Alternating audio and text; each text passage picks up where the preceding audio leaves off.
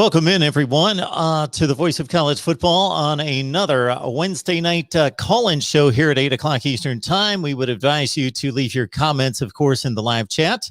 We will take your calls a little bit later. And, of course, our topic tonight is comparing bowl season and March Madness. So I'm sure many of you will chime in on that. Again, we will have the call-in number available in just a few minutes here at the Voice of College Football. You see the ticker below, shop Amazon. Most of you do at some point. So please use the link in the description section that we provide and help us build the channel. We've got a packed show, so let's get right to it. We got David Waters on the line from a Gators Breakdown, of course, covering Florida football. So we need you to head on over to your favorite audio platform or right here on YouTube to check out Gators Breakdown. David, how you doing tonight? Pretty good, Mark. Pretty good. Good to see you. Let's talk a little Florida football. So what comes to mind is I was thinking, okay, what do I talk to David tonight about? Is this, and we'll throw Kyle Pitts into the wide receiver core, just the immense talent that was lost to the NFL. Kadarius Toney, Kyle Pitts, and others. Just your thoughts and who you're looking for to emerge to fill some of that productivity. Yeah, Mark, you're seeing it now.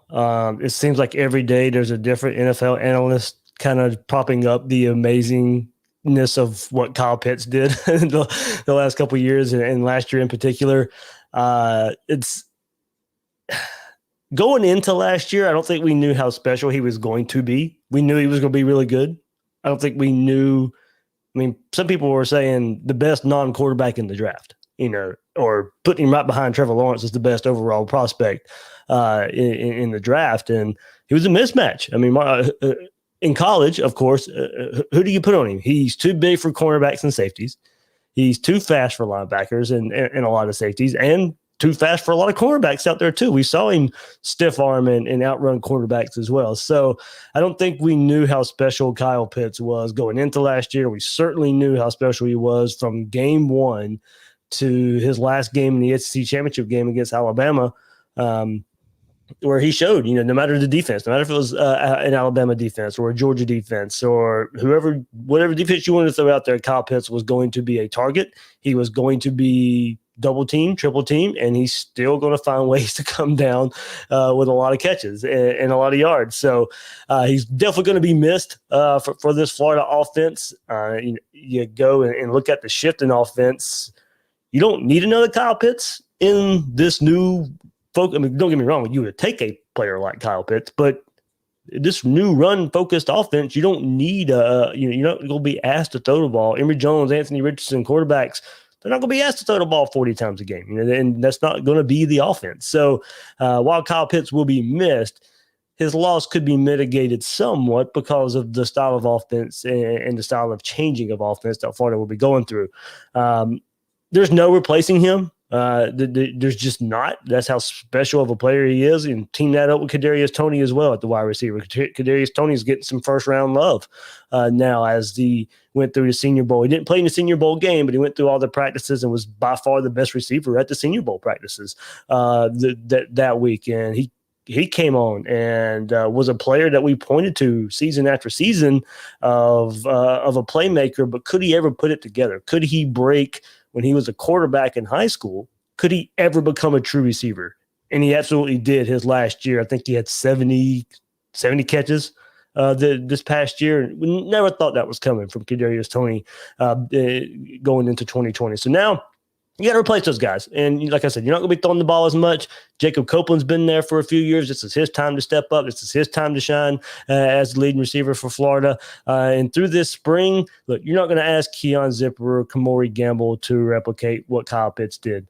Nick Elksness, the true freshman early enrollee, he's tight end. He's been turning heads in spring practice so far through almost 4 weeks now. So Florida's got some options at tight end, but they're not going to have another Kyle Pitts. But nobody is. David, are we truly going to expect a run-pass ratio that I would have guessed would have been in the 65-35 range to flip all the way to like a 65-35 run-heavy ratio? I Mark, one of my biggest projects after spring football is to go and look at that as far as percentages. How much did Dan Mullen run Dak Prescott? How much did he run Nick Fitzgerald? How much did he run of Tim Tebow? I mean, Tim Tebow, there were times Tim Tebow went out there and threw the ball 35 times a game. It happened. But, it is how much – first of all, Florida's going to have a deep stable of running backs. They're Florida with DeMarcus Bowman. Hopefully he bounces back. Minor injury in spring. They're kind of being precautious with it right now. But Florida's going to go 5 deep at running back this fall. So you got a good stable of running backs there. You're going to have Emory Jones, who's a running quarterback as well. So 65-35, I think, is a good place to start there. But I wouldn't see it going much higher than that, and I can see it going down to maybe like 60-40, somewhere around that for him. Emory Jones has a live arm. He can throw the ball deep down the field. Now, the word through 2 scrimmages and all spring practices, he's got to work on his touch. That's a big part. A lot of the time he hasn't been asked to throw a lot in ball games so far in his career, but he lasers it in there. So he's got to learn to be able to touch the ball and also maybe even trust himself a bit more, maybe a little bit of reserve, not throwing the ball down the field as much as he probably needs to, and checking down a lot. So Dan Mullen's putting these quarterbacks in a position this spring to work on things they need to work on. Because, Mark, what good does it do? What good does it do this spring for a lot of quarterback design runs? Emory Jones can do that. You're not going to work on that. It does the defense no good. It does the offense no good. That's part of the game plan. It's going to be successful. You need to work on 3rd and 8, 3rd and 7, and those type of situations. So Dan Mullen said it this week. They're throwing a lot at these quarterbacks. They'll see what they do well. They'll pare it down as spring goes on, and when fall camp rolls around, that's when you start installing. That's when you start doing the things you do well to take forward into the season.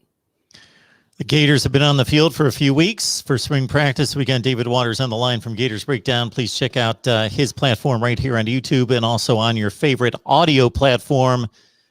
Talking Florida football at least once a week, several times a week typically. So 3 decent recruits come to the program in the last month. I'm going to run them down here, David. Just give me your thoughts on these guys. You got offensive tackle Tony Livingston, who's the 19th rated offensive tackle in the nation and a top 20 player in the state of Florida.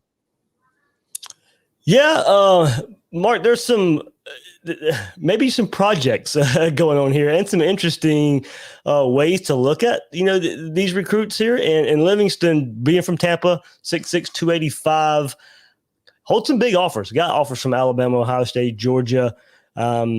But, it's going to be interesting to kind of see where that goes, because he's played tight end of his career. And he's projected to be an offensive tackle, but he's played tight end so far. And there's no film on him of playing offensive line. No season film from last year, no camp film of him playing the offensive line. So, but look, all these big programs are going after him as an offensive tackle. So they all see it. They all see the potential here.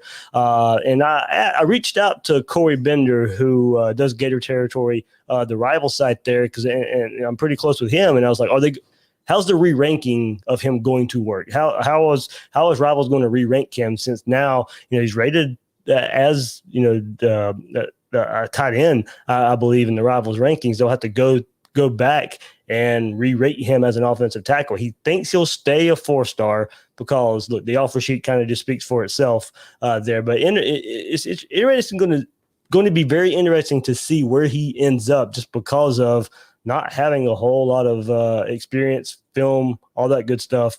When you go back and look at him. So, because 6'6", 285 is going to have room to build out that frame, but a very interesting prospect for the Gators.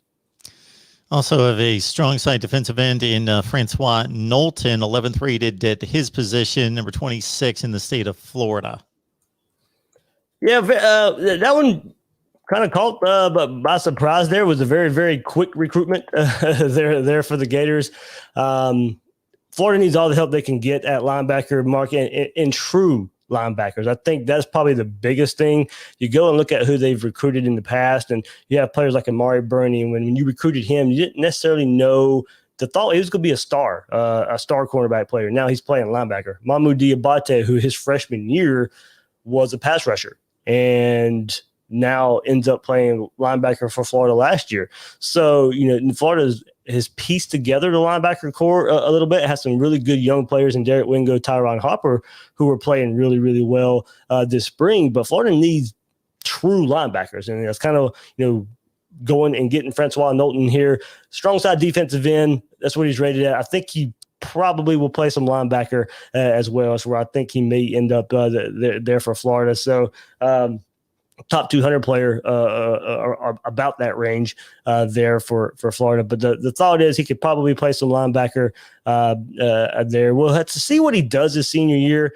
If they go ahead and maybe let him play some linebacker in high school, if they stick him at that defensive end position. But that's kind of been the question. That Florida needs true linebackers, but now do you have another tweener here?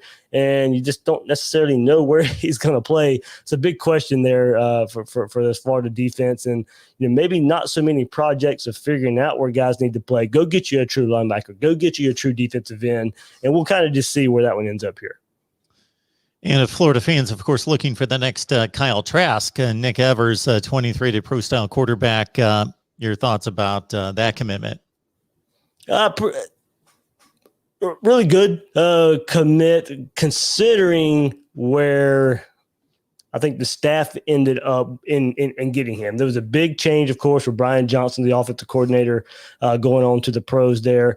And Garrett McGee comes in as the quarterback coach for the Gators, and Dan Mullen and him targeted Evers really early in the process. Mark, he's coming off of a camp in Texas this past Sunday where he leads the MVP, an Under Armour camp there in the Dallas area, I believe. Well, there he goes. He commits to Florida last week and now ends up a MVP of a recent camp. So, good looking out there for Florida.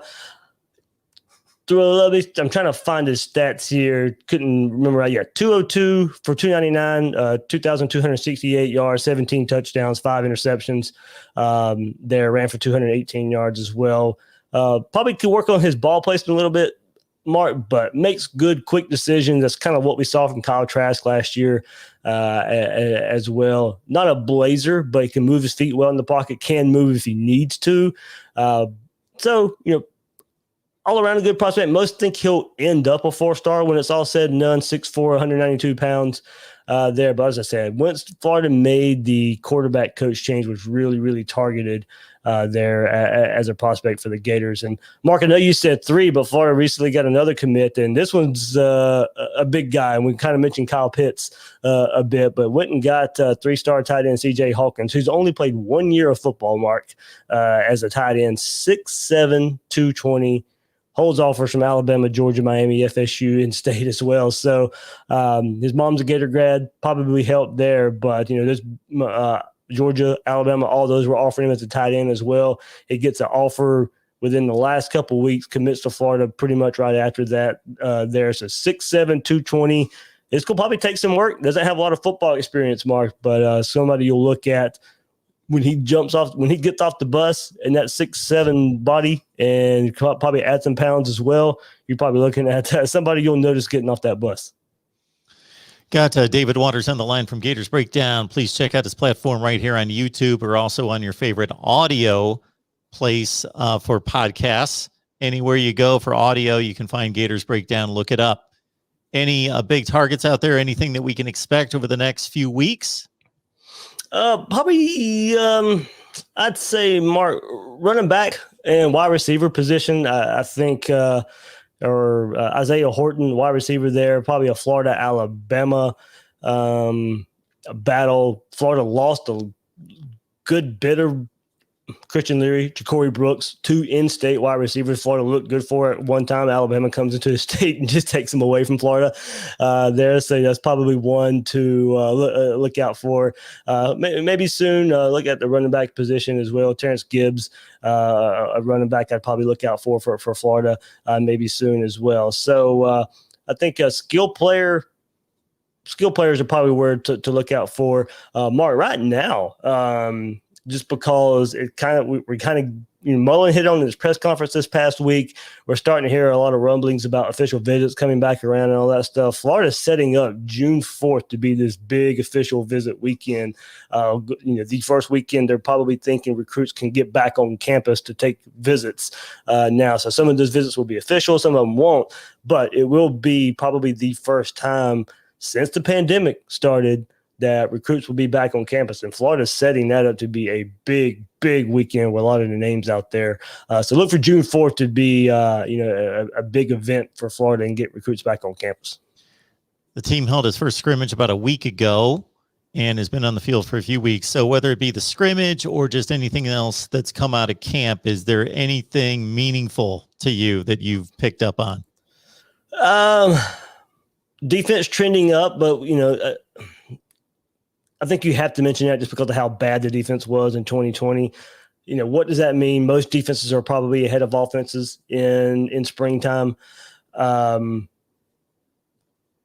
The young linebackers, I think Ventrell Miller being out this spring really benefits Florida in a way. You know what you have in Ventrell Miller, but Florida needs I go back to the whole true linebacker. Florida needs a lot of linebacker help going back to past year. I think Mamu Diabate came along pretty good as the season went on, played pretty well toward the end of the season, but you needed your young linebackers like Derek Wingo and Tyron Hopper to show up, and those guys have shown up. Probably Tyron Hopper has probably just been labeled as the best overall player in the first two scrimmages Florida's had at the linebacker position, flying all over the field. That's exactly what you want from your linebackers. And Derek Wingo, Mark, I kind of go back to how they're trying to fit players in positions. Derek Wingo played defensive end in high school, and Florida was asking him to play a lot of positions last year as a true freshman.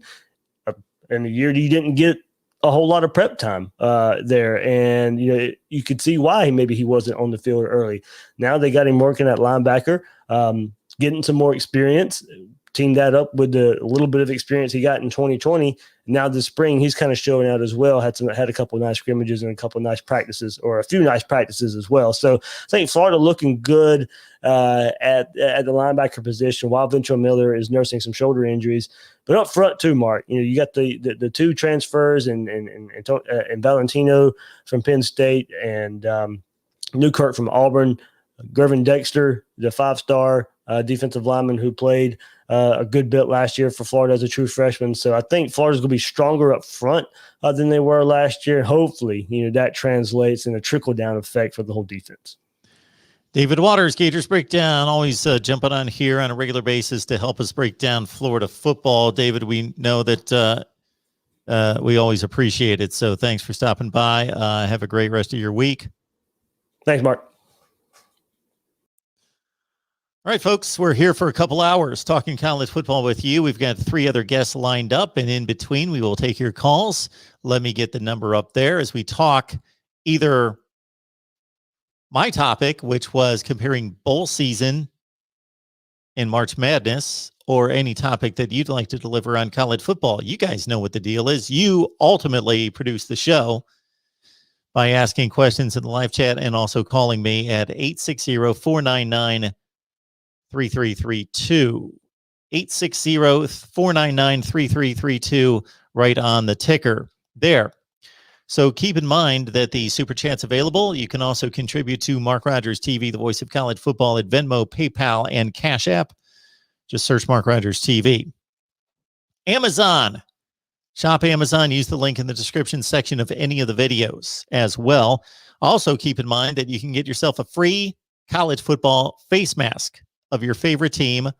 Most likely, we don't have every team, but we've got about 30 to 35 of these face masks.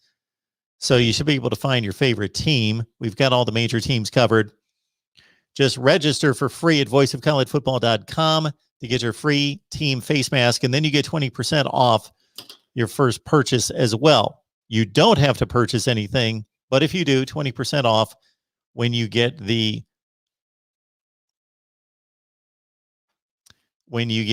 coupon code coming from me. And for those of you who have signed up, fear not, we will get you your coupon code. I had a meeting with a web designer today to work out some issues. All right, Dominic's on the line. What's going on tonight, Dominic? much, Mark. Hey, it's alright if you had technical difficulties with the commentary you were going to do previously, but it happens sometimes. All right. What's on your mind, Dominic? Well, I wanted to get into the March Madness for a bit. So let's get into the March Madness. So you got Gonzaga heading into the March Madness undefeated. Do you think that's fair?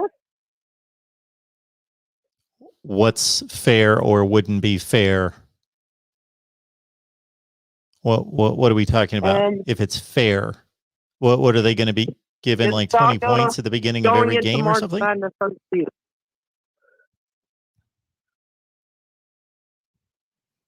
I'm not understanding the question. Is Gonzaga being undefeated fair?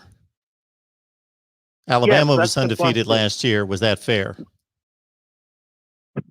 Kansas was winless. Was that fair? It would be. I have no idea what we're talking about here. There's a basketball tournament. They choose 68 teams to play in the basketball tournament, and I think the officials aren't. I don't think the officials are being paid off in any way, so it would therefore be fair. Yeah, but anyway, I wanted to get to my Final Four. So for my Final Four, I've got Bama, Gonzaga probably, Purdue, and Loyal Chicago. Those are my Final Four. Fabulous. All right, Dominic, thank you so much for your Final Four. We've all been waiting for that. Have a good night. Absolutely. Yep.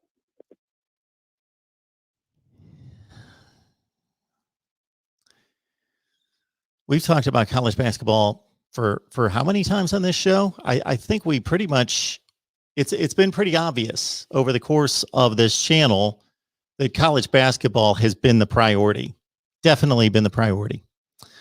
All right, 860-499-3332. Also, again, you can get a face mask for free.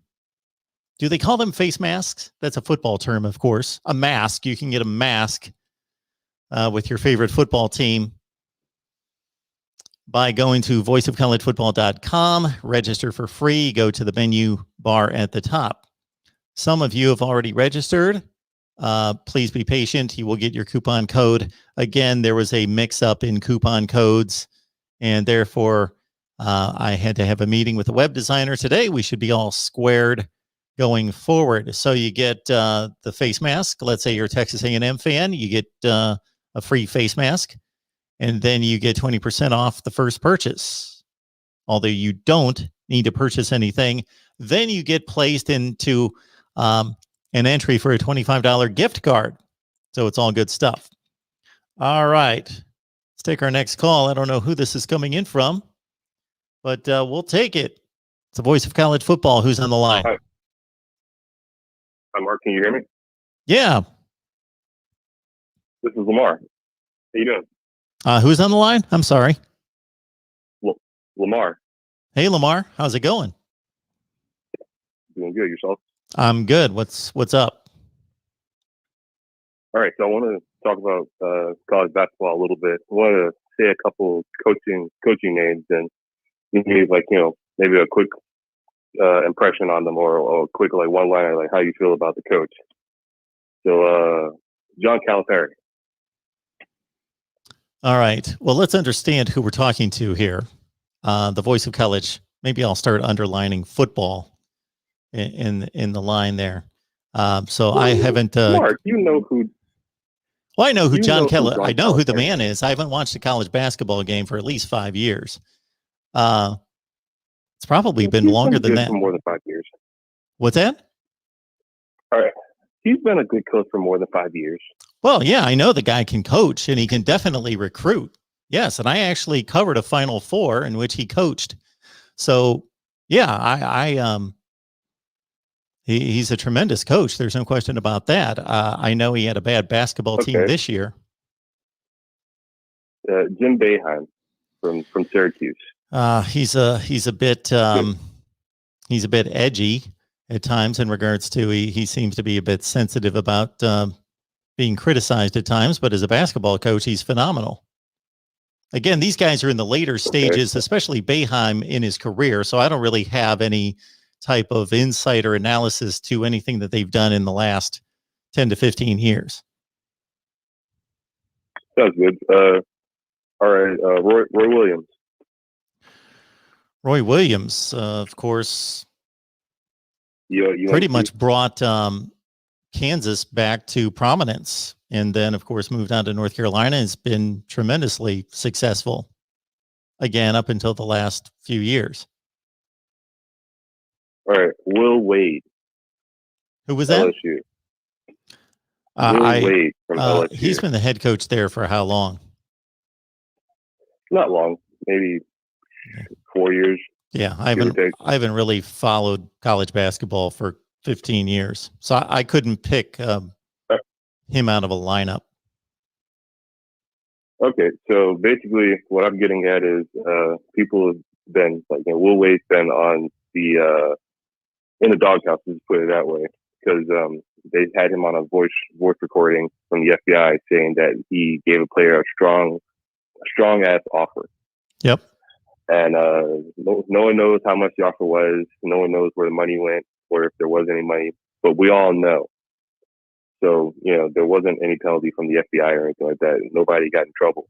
But LSU's been on kind of like pseudo media probation, if you would. So anytime the LSU college basketball team comes up as a subject, people kind of, cut their eyes or have sharp words for them, especially Dick Vitale as of late. So I think it's funny because of the coaches that I named. Take Jim Boeheim, for instance. Between 2004 and 2012, how many games has Syracuse won? Officially, 0, because all those wins got vacated. But Jim Boeheim's a great coach, and he definitely deserves to keep his job. He's still the coach at Syracuse. Because we saw those games and we saw those teams win those games. So, you don't fire a coach or find a way to win. You fire them for losing. Roy Williams, his basketball team, when they were having their fake classes at Chapel Hill, so some of the players were having fake classes so that they can, stay eligible academically. But Roy Williams is an awesome coach. And then who else did I mention? I said Boeheim. I said Roy Williams. Oh, Calipari. Well, let's ask UMass how they feel about John Calipari, or how does Memphis feel about John Calipari? They might still feel good about him because he did give them some good seasons. I mean, who cares if Derrick Rose had his SAT taken by somebody else and you had to vacate that championship season? At least you saw it. But no, Calipari is awesome. He's a great coach. So, I just wanted to throw that out there since you did have March Madness in the headline today, even though I know this is the voice of college football. Well, your point's well taken in regards to those coaches having issues off the court, especially Calipari, more so than the other two. I thought Boeheim's issues, and that was a long time ago. I don't remember exactly what happened, but I think those were minor in comparison to Calipari's. And then, of course, Roy Williams, as you mentioned, there were players' grades being changed and work being done for them. The difference between Wade and the other three, if you're going to evaluate their performance both on the court and off the court, is that they all three won national championships and were highly successful. Yeah, that's true. That's very true. Now Syracuse did have a punishment. Like, they got punished, and maybe UNC got punished too. Whatever, but it kind of doesn't matter if you punish UNC. They're still going to be UNC after. And then, Kentucky, nothing bad has happened in Kentucky. The schools that Calipari left behind, they were in shambles after he left. But he kind of just stepped right on over them to where he's at now. So, I just don't want LSU to end up being one of those teams. Like, if they got to get, sanctioned or something like that, losing scholarships, fine. I'm fine with that. Fair is fair. Or, cheat better. Don't get caught next time. But to fire the coach over it, and then, see if he gets fired based on how college basketball goes, kind of like Bruce Pearl when he got fired out of like Tennessee, then they're just going to go to another school. Like we'll wait to end up at UConn, or he'll end up at Syracuse, if Boeheim retires, something like that. And he'll be in the Final Four, like, winning championships. And LSU will be in the dumpster watching it on TV. So, like, I would hate for that to happen. But people are like, how is Will Wade still, like, coaching at LSU? I'm like, look, man, the guy's a good coach. If we fire him, he's going to go to a better school where they cheat and don't get caught. And then, we're going to be left out in the cold. So, yeah, I'm like, screw that. Even Rick Pitino, like, he's at Iona now. Louisville is not in the tournament, but Iona is. Now, Louisville's situation was terrible. Like, that deserved to get blown up. But Pitino came out nice. Like, he might get the Indiana job. It's a bad look. Like, don't fire a good coach over something like paying a player. I disagree. All right, I'll let you go. Thanks. Thanks, Lamar.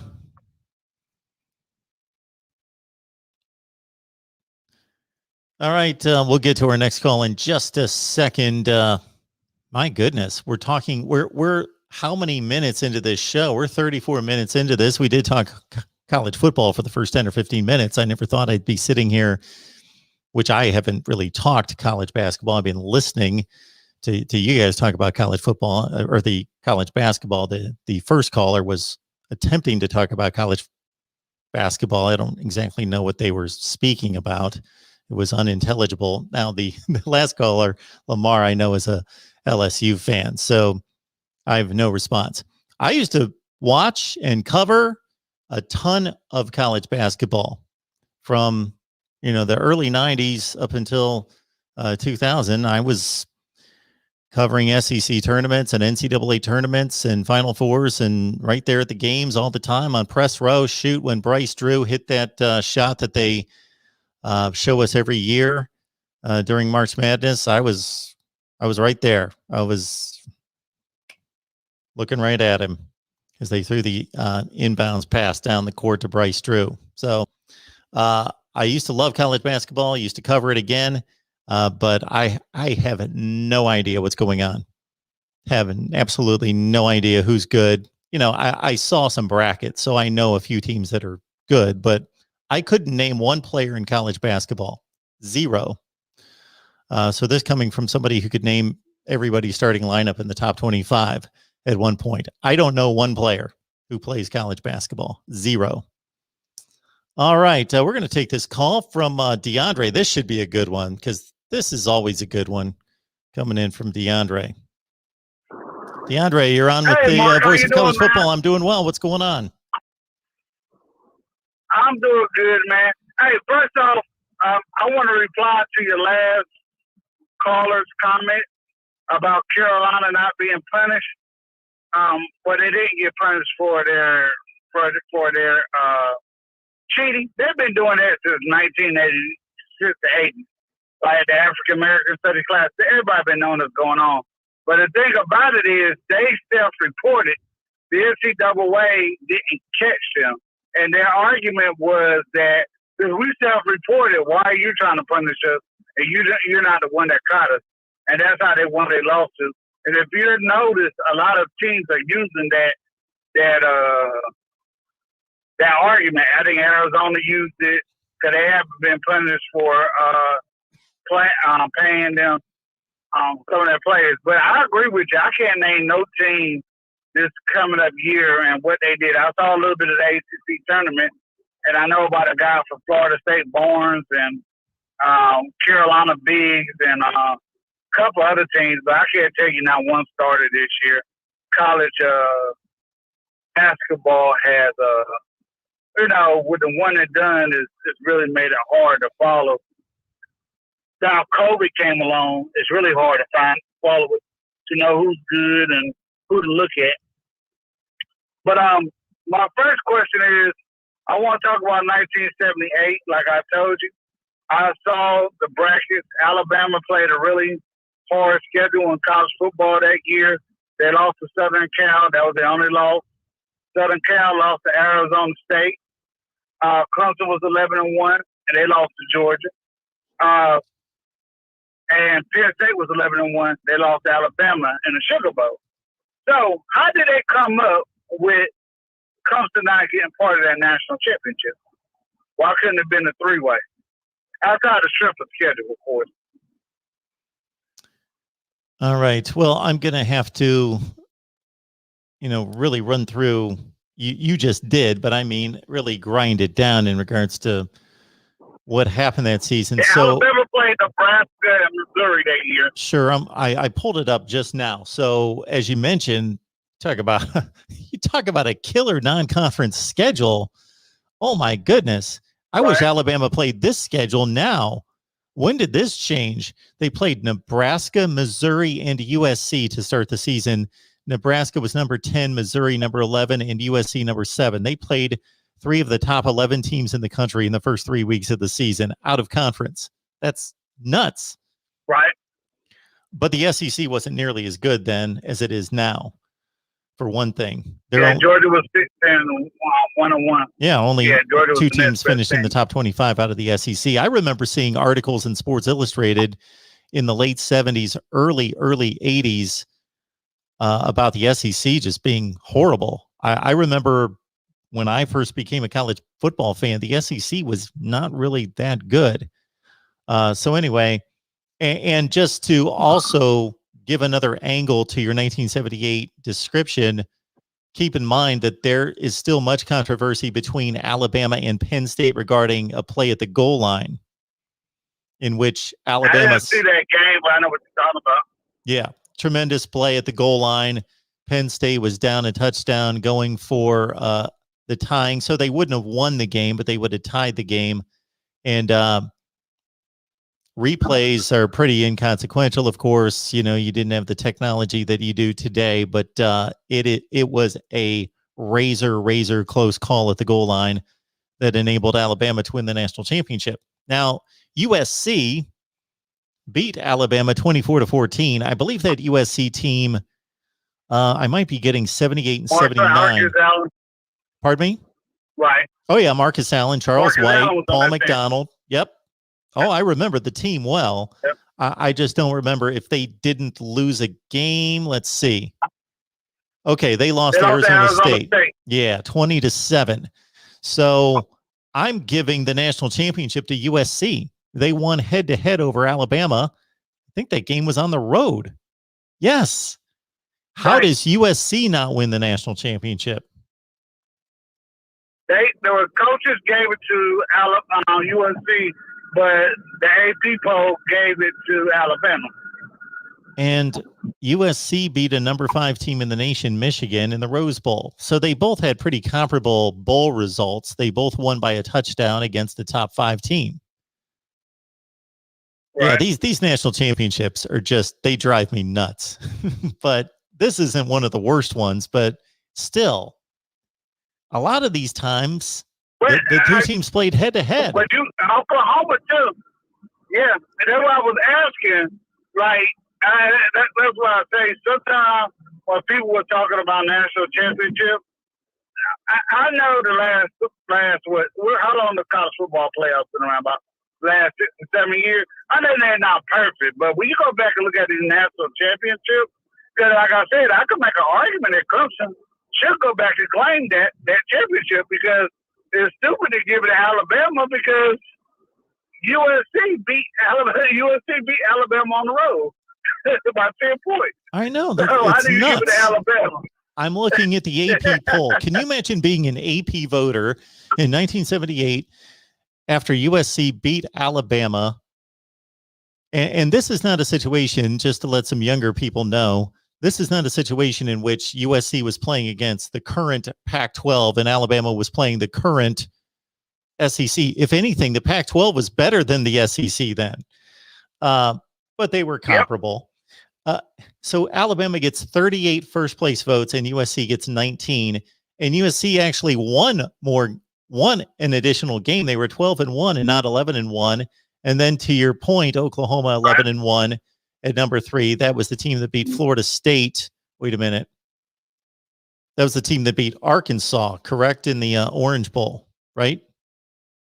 Right. Yes. Right. And they beat them 31-6, if I recall. I don't have the score in front of me, but I believe it was 31-6. They beat Lou Holtz in Arkansas. And then, as you mentioned, Clemson was number 6 at 11-1.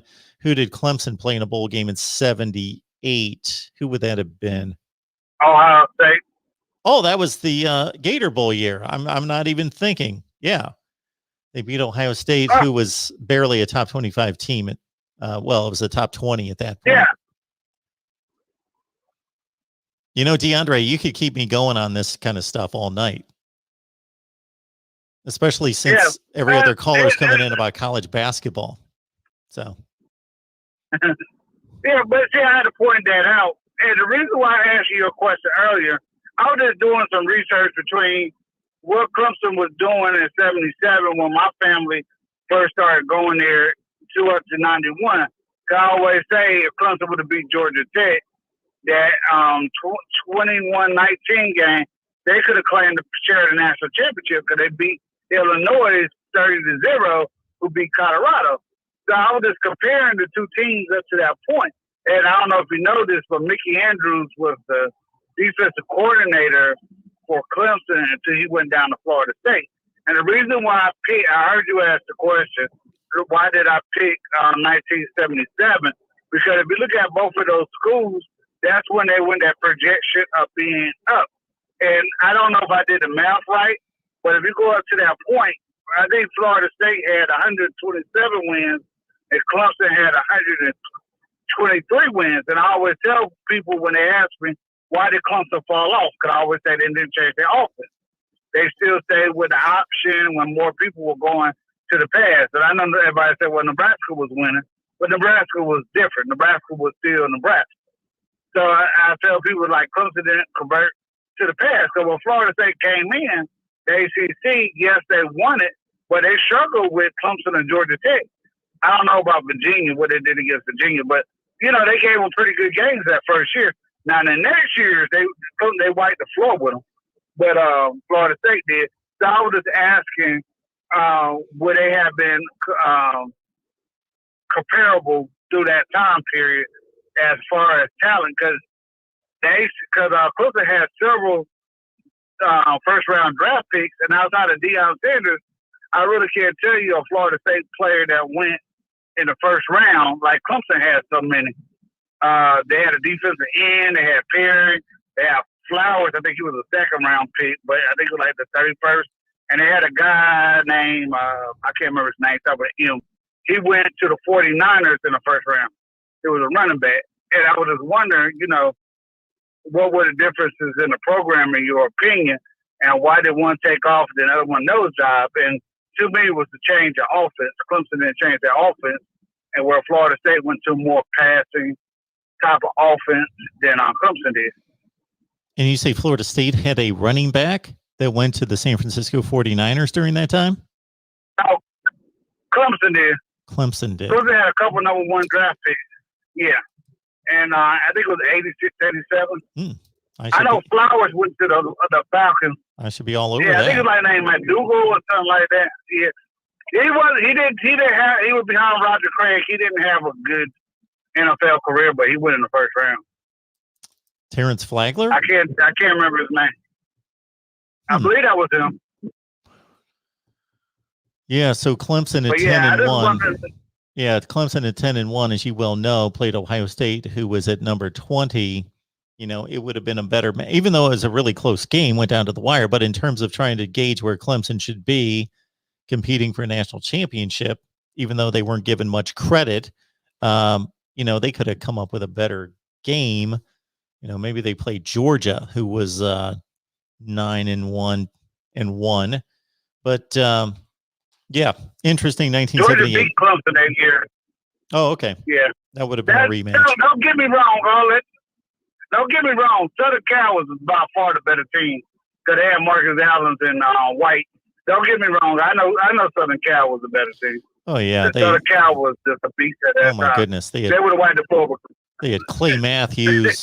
They had Clay Matthews and Anthony Munoz and Ronnie Lott, Chip Banks, Dwight Hicks. I don't know how they lost to Arizona State. Was that John Elway's dad team? No. Stanford. John Elway. No, but John Elway dad coached at Arizona State, though, right? Yes. Jack Elway. Yeah. I don't think he was there at that. I think Frank, you know who was there at that time? Frank Cush, who then went to the Baltimore Colts. Oh, okay. And probably the quarterback would have been Mike Pagel. Don't remember him. All right, good stuff, DeAndre. Yeah. I always appreciate those, and if I get a chance, I'm going to take a look at 1978, and I'll post a video. All right, man. I got some more stuff for you, but I know you don't got time to talk because I got everybody else to do. All right, DeAndre. I got a lot of stuff. Don't worry, I'm going to see you on Twitter. Appreciate it so much. Have a good one.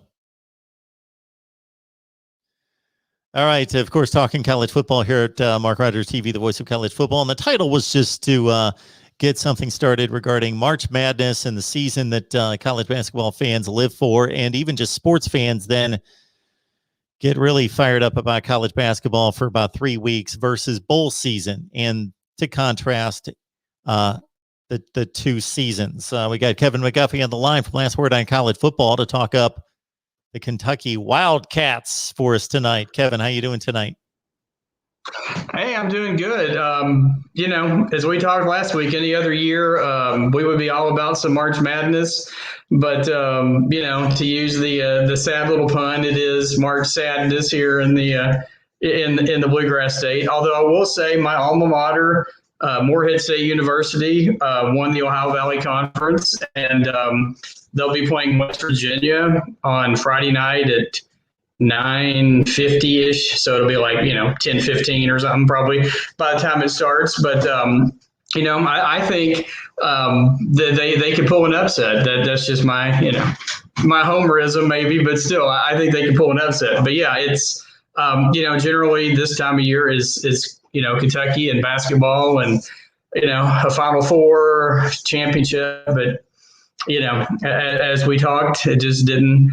This just wasn't the year, and we'll just regroup and see who goes and who stays out of this class, and probably going to hit the old transfer portal kind of hard. Calipari is, but then, you know, we'll move on. But yeah, it's a tough one for me. March Madness, bowl season. I love bowl season. I will watch, you know, whatever random bowl game is, you know, the early games. I'll watch those. You know, at Last Word, we cover. We have someone who covers every bowl game, you know, does a preview of the game and then does a recap. So some of us, we end up doing like 3 or 4. I think I did 3 or 4, including Kentucky's win in the Tax-Slayer Bowl. So, you know, the work part of it, it makes bowl season even more interesting for me, at least. Morehead State, home of Phil Simms, of course. Yes, sir. Phil Simms, right. Super Bowl champion. So, and then I think, just to throw it out there, I think today is the 10-year anniversary of the last time Morehead was in the NCAA tournament, and they beat Louisville, who was, when Rick Pitino was there, they were a 14 seed like they are this year. Louisville was a 3. Kenneth Fareed was the big guy on that team. And then DeMonte Harper hit a 3-pointer to give Morehead the win. So I think that was, I believe, it was 10 years ago today. So anyway, a little history there. As you said, Phil Simms, you know, probably the most famous, one of the most famous as far as sports goes anyway, alum from Morehead State. Number 1 draft pick out of Morehead State to the New York Giants, and not only Super Bowl winner, but Super Bowl MVP, and still has the highest completion percentage for a Super Bowl. 22 for 25 in that game. Yeah. All right, we're going to talk some Kentucky football here with Kevin. And in the spirit, before we move on to the Wildcats, in the spirit of the season and in the spirit of the topic of the show, we know that March Madness was taken away from us last year. There was only a few conference tournament games played, and then, of course, no NCAA tournament. Bowl season was compromised to a certain extent, maybe a quarter of the game, something in that range taken away. So if you could choose between the two, and you wouldn't be able to, if you chose March Madness, then you get to see no bowl games, nothing, and vice versa. Which would you choose to watch? Oh gosh, that's tough. You know, as like I said, most years I'm going to get in trouble for this, but I'd probably say March Madness. But I think technically I should say, probably say bowl season. But you think about it, for that 3 weeks, it's arguably the most exciting 3 weeks in all of sports, because you have all the upsets, all the craziness. Will the number one seeds, make it? Are you going to have another Maryland Eastern Shore, a 16 seed beat Virginia? I mean, honestly, as much as I love bowl season, and as I just said, I watch every game. I really, in a normal year, and hopefully, things are going to run smoothly, I don't think there's anything that beats March Madness, honestly. Very good. We've got a vote for March Madness from Kevin Mcguffey. All right. Needless to say, we're going to talk football anyway, even though my first 2 calls came in about basketball. And I just threw up my hands and said, I haven't watched a college basketball game in 15 years. So anyway, you got a new running back coach. If you're going to get a running back coach, Kevin, I would think going to Wisconsin for one would be a great place to go. Yeah, this one kind of came out of, because you and I talked last Wednesday, and then literally like the next day, the story broke. I started to say the Reds. Sorry, got my sports confused here at spring training. Kentucky, Eddie Gran, who had been the offensive coordinator and running backs coach, was let go at the end of last year. They hired Jamal Singleton from who had been with the Cincinnati Bengals. And, there was a lot of excitement about him coming in, and he lasted a month, and he got hired a job with Philadelphia Eagles, I believe it was. But anyway, he came from the NFL, came to Lexington for like a month. By all accounts, everybody thought he was, everybody loved him, thought he was great. And then all of a sudden he's gone again. So Coach Stoops, they got John Settle, who's been the running backs coach at Wisconsin, I think, for about the last 10 years. Did you say John Settle? Yes. Was that the name, John Settle, former Atlanta Falcon? Yes. Okay. Yeah, John Settle. Man, yeah, he's heard that name in a long time. Yeah, he's the new. I assume that's the same. Yeah, the same guy. He and like I said, he's leaving Wisconsin and coming down here, and just got here within the last few days. We're now in the second day of spring practice. We just finished the second day of spring practice. And so you think about what Wisconsin's done, over the last decade or more, with all the guys they put in the NFL, all great running backs. And now you take that and you put him at Kentucky, and you think about what Kentucky's done over the last 7 or 8 years as far as the running game goes. On paper, it seems like the perfect match. So where you have Chris Rodriguez and Cavassier Smoke, Juton McClain, Travis Tisdale, I'm going to go out on a limb. I'll do a call when we get in closer to the summer. But I'm going to say Chris Rodriguez leads the SEC in rushing this year. So that's my March 16th, 17th, whatever today is, hot take. So, but I'm going to say other back taking carries away from him. Now that is a possibility that, with Smoke, I think we'll probably see a lot of playing time. When Eddie Graham was here, they had the tendency to just go with whoever had the hot hand that day. If Rodriguez was struggling, which he very rarely struggles, but, if he was getting stopped, or he was, not, he missed a couple games, obviously, last year because of COVID related issues, but, that is a possibility. But when you're averaging like 6-7 yards a carry, like he does, you run the ball 15 times, you run average 7 yards a carry, you got over 100 yards. But like I said, that's going to be my hot take. You can mark that one down, and I'll say he leads the league in rushing this year. But yeah, everybody's just really, really excited going on. Keeping with the NFL theme, Stoops brought in Liam Cohen. We've talked about this before as the new offensive coordinator. He was quarterbacks coach with the Rams, and as I said, through the first 2 days of practice, everybody's just like, this is really cool. It's like a whole new experience, learning this new offense, and obviously it's only been 2 days, but there's just a lot of I think excitement. I've used that word a lot when we've talked, but there's just an excitement around this program. And I think with some of the changes that Stoops has brought in, he's kind of modernized it, I guess, a little bit. Now, Stoops is an old school. We all know Stoops is an old school smash mouth football guy, and Coach Settle even said that in his press conference. I'm a guy. I just soon run over you. I like guys who can do that, and obviously, he's a big fan of Rodriguez. He mentioned him specifically. But as said, it's very the excitement around this program is really, really high right now. And as we talked last time, the fact that you throw in a historically bad season for Kentucky basketball, and that excitement level is even higher. It's unfortunate that UK is not going to have a spring game this year because of they use Kroger Field as it's a COVID testing and vaccination site, and they didn't want to disrupt any of that, so they elected to not have a game again this year. So we didn't have one last year because of we were just in the beginnings of this of this pandemic. So there won't be a spring game, so we won't really see what these guys have been up to or what they're doing until we get to September 4th when Kentucky plays Louisiana Monroe. Kevin Mcguffey on the line from Last Word on College Football to break down Kevin Mcguffey and company, I hear.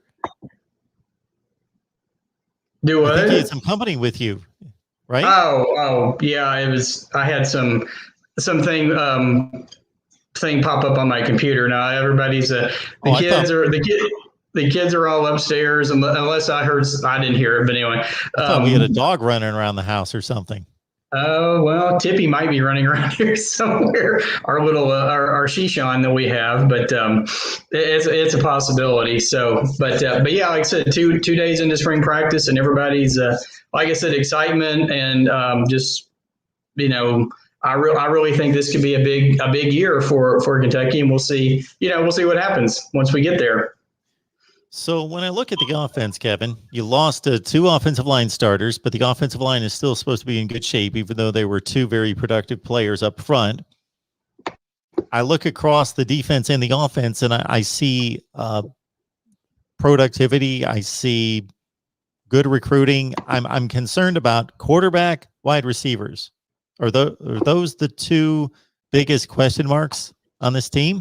Yeah. The quarterback that's going to be obviously the last post that I had for Last Word.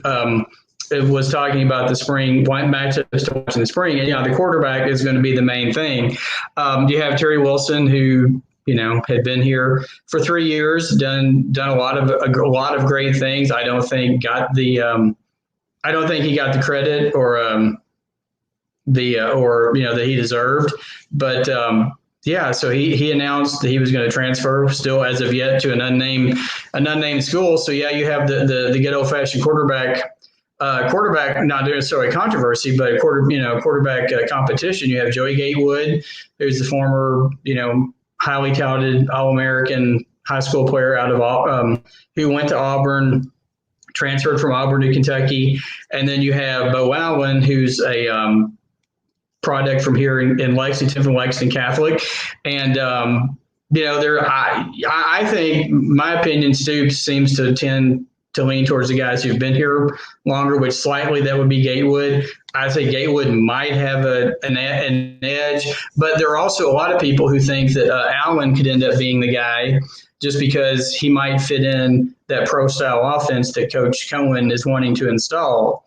And then you have those two, and then you get to the summer, you have Will Levis, who just transferred from Penn State to Kentucky. He won't be here until the summer, so we may go through this whole quarterback competition again. But that's probably on the offensive side of the ball. That's the biggest. That's the biggest thing that people are going to be looking for. And as far as the offensive line, I mean, the offensive line is still, even losing Drake Jackson, even losing Landon Young, you're going to have Darian Kennard, who's going to slide over from, more than likely, from right tackle to left tackle. You've got Quentin Wilson, who's probably going to take over, who has gotten playing time, who's going to take over for Drake Jackson's spot. And then the biggest thing is just that right tackle, who's going to play the other tackle. But Kentucky has been just really hitting it hard with with recruiting. You've got DeAndre Buford, you got Jeremy Flax, Nasir Watkins, John Young, and then you've got a very talented freshman Jack Burton who could be be in the mix as well. But as you said, on the other side of the ball, the linebacker position is probably the biggest. It's probably the biggest question mark because they lost Boogie Watson, they lost Jamin Davis. If you look at some of the current mock drafts, they have Davis going possibly late first round now. So one of the guys, DeAndre Square, is going to be a guy who's already done great things with the Cats. He may move from outside the middle linebacker. You got Jared Casey, who's former 4-star recruit out of Louisville. He originally committed to Oregon, and they got him to flip. And then another guy that I'm really high on that we've talked about is Trevin Wallace, 4-star player out of Georgia, who Kentucky got in the December signing period. So I know there's a lot of Gavin Wimstead. Everybody, I was on here the other day. The last time I was on, I said I thought it was 80% that he comes to Kentucky. So I'm going to stick to that, even though I did see a recruiting one of the crystal balls that came out the other day that had him going to Rutgers. So I don't know. Like I said, Stoops and Vince Marrow and those guys have made recruiting in Kentucky a priority. I think, like I said, I'm sticking to my guns. I'm going to say, I'm just being bold tonight. I say Chris Rodriguez is going to lead the SEC in rushing, and I'll say Wimsatt comes to Kentucky. So, and we'll see what happens. We'll see if I'm right on either one of those. Kevin, we're looking for views. We're looking for clicks. We're looking for viral videos. So anytime you want to come on here with a bold take, you're welcome. Come on here and make it happen. Absolutely. Okay, will do. Yeah, I'm looking at 2 predictions here from the 247 Sports folks, including Steve Wiltfong, who's one of their high-level guys. 2 predictions for Rutgers. For that just seems like an odd combination. There must be some kind of connection with the coaching staff or the position coach. I'm not sure what the. I'm honestly not sure what the connection is with that. I'll have to do some research for the next time, the next time I'm on, because obviously this is going to be a big, especially with Kentucky fans, I think it's going to be a big topic, for the next year or so till we find out what he wants to do. But they are putting on the full court press for him. But like I said, I think they end up. I still think he ends up coming here, but as I said, I have been wrong occasionally, but we'll see. We'll see what happens with that. So, what they probably should do is just show the young man record over the last 4 seasons. Just show him the football record and say, "Do you want to really get involved with this?" And number 2, show him pictures of the football stadium with no fans. Now, I'm talking prior to 2020, of course, but with few fans in the stands. Do you really want to play in front of nobody in Piscataway, New Jersey? Is what they might want to do. Right. Anytime, if Kentucky wants some recruiting tips from me, that's what I have to offer. Yeah, that's a very good point. Like I said, you can come, go somewhere. And as we have talked before, Kentucky has done really well, in the years before Stoops was here. You had a lot of the guys from out of state or in state would go, would barely even give Kentucky a look. And then some of the best players, would end up going to Louisville even. But like I said, they have made that home state a priority. And I think, and like I said, I think they're going to put the full court press, any football related thing you want to use, to try to get him here. Cause I think he could be, 2 years, maybe 3 years down the road, he could be your guy and be, an all SEC, an all SEC, an all SEC kind of player. So, but, the Rod Farva makes a good point here. While the Kentucky strategy would be to show the Rutgers football record and the stadium capacity versus the attendance, the Rutgers strategy would be, yes, Kentucky's been a bit meager on the offensive side. I saw a stat as I was prepping for your appearance that under Mark Stoops, Kentucky has not finished higher than 9th in the SEC in scoring. Yeah, no, it makes a very good point, and I think a lot of it is going to happen. We'll see what happens with the new offense. Because as we said with Eddie Gran, those guys, they were run the ball. And then 2 years ago Kentucky had lost Terry Wilson, lost Sawyer Smith, had to take Lynn Bowden, who was the former high school quarterback, and put him back under center and basically ran left, ran right, ran up the middle. But then also talking about the offense, you have they have as far as receivers, you have to throw in Wan'Dale Robinson, transfer from Nebraska. Another person, like through the first couple of days of practice, who's just been turning heads as expected. I think you have somebody like him, like Wimsatt. You see the offense, you see them, that more pro style, trying to throw the ball. Probably see a lot of play action, things like that. But yeah, it's like to his point, he's absolutely correct that Kentucky's offense, has struggled as far as throwing the ball. But then you have that big blue wall, that we like to call it here, and you just run the ball. You had Benny Snell, then you had AJ Rose, you had Boom Williams before that. Kentucky had 5 straight years of 1,000-yard rushers before this year, and which honestly, if they played. Ed Rodriguez played an entire season, I think he would have gotten to 1,000 yards. But yeah, I think you have to see. To my knowledge, I think he is. If it's not Marrow, it may be John Summerall or one of those guys. Summerall's been really instrumental on the offensive side. I will have to check that one. I honestly don't have that answer for you right now. I apologize for that. But yeah, Marrow, like I said, Vince Marrow, Steve Clinkscale, John Summerall, all those guys have been really, really, those 3 guys have been doing a bulk of the recruiting, for UK as far as that goes. But like I said, I think we get to September, you see the offense. I think you're going to see an entirely different, more of a balance at least. That 70-30 run, you may see more. I still think they're going to lean towards the run just because of the guys that they have. But you have so many. I think they're going to, like having Robinson is just, he's that home run threat that Kentucky really hasn't had.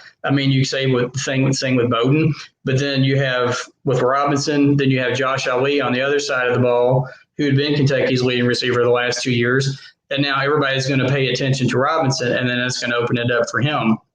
And so, like I said, I'm really excited. Like I said, it's only March. Be nice to get to September and see what happens. So. Kevin Mcguffey, last word on college football, breaking down the Cats for us. They're on the practice field as the men's basketball team has already headed off to the off season, which is not typical of them, of course, come March. But we're talking football here with Kevin Mcguffey, last word on college football. So please head on over to Last Word on College Football. Check out Kevin's work. We got Jason Ray over there who joins us on a regular basis to talk up Oklahoma. And, of course, Tony Siracusa from Last Word on College Football as well. Kevin, we always appreciate you stopping by. You got anything else for us? Yeah, I was just going to say, since I was here, I looked it up on 247 Sports, and it does say that Marrow is the lead recruiter for Wimsatt, so for Kentucky. So, and I said the schools it has mentioned are Cincinnati, Georgia Tech, Kentucky, Ole Miss, and Rutgers. Those are the five main schools that he has that they have listed for him on his list, and it does have Marrow listed as the lead recruiter, which I think is smart because they call him the big dog here for a reason, because he goes in and gets those guys to come here, gets those commits, those 3-4 high 4-star players that would never come to Kentucky before. He and Clinkscale, those guys, they're really, really, it's really, really been impressive to see what how recruiting has improved so much over the last, say, 5 years. Kevin Mcguffey, Last Word on College Football. Kevin, it's always a pleasure. Thanks for stopping by. You're always welcome. Yes, sir. Thank you very much for having me as always. And thanks. I appreciate, always enjoy like getting the questions and, chatting with people while we're doing this. It's always a lot of fun. And thank you again for having me. And as always, I really appreciate it. Absolutely. We'll see you soon, Kevin. All righty. Thank you, sir. Talk to you later. All right. Mark Rogers TV, the voice of college football, taking your calls throughout the night, 860-499-3332 after we get to another guest. Also, keep in mind that you can get a free mask. Get yourself a free college football mask of your favorite team. Just go to voiceofcollegefootball.com. Voiceofcollegefootball.com. You get a free mask when you register for free. So go to the top menu bar where it says register for free. And that's where you get this, register for free. And then you get 20% off your first purchase as well, even if you don't want a mask. Just help us build the channel, the platform, the Voice of College Football, by registering for free at voiceofcollegefootball.com. And of course, shop Amazon using the link that we've got in the description section of all the videos as well. Let's talk some LSU football. The Bayou Bengals are on the practice field as we speak, getting some work done, trying to reclaim their 2019 glory. Got Lon Phillips Sullivan on the line from LSU Odyssey to break it down for us. Lon, how we doing tonight? Doing fantastic, Mark. What's up? How you doing? I'm good. How's it going tonight? You've been working hard? You're always on the trail of all that mess going on there at LSU. Even if you take that away, you're running around chasing these recruits and all these recruiting rumors. Well, hey, there may be some, just like any school, there's, a lot of things going down that, are unacceptable, of course, with the Title IX stuff. But I feel like what Coach Orgeron and Scott Woodward are doing is sending this team in the right direction. And I think you'll see that from this team, a high character team, a high octane team. And they've been hitting the spring practice field hard. And what I love to see, I've already seen it from these coaches, from these new coaches. Mark Blake Baker has been very impressive. He's proving those Miami doubters wrong. He looks like Kenny Powers and Ted Lasso having a baby combined. I mean, this guy is amazing. Just going flying around with those sunglasses, those shades. I had a lot of questions about Blake Baker. He was the coordinator that had the most questions, but he's commanding that entire linebacking core. They were just completely zeroed in on everything he had to say. It was fantastic, Mark. We get some news out of LSU camp that Eli Ricks will sit out the spring. Not necessarily serious news, just basically precautionary from what I can tell. 100%. Here's the thing. You can trust the source 100%.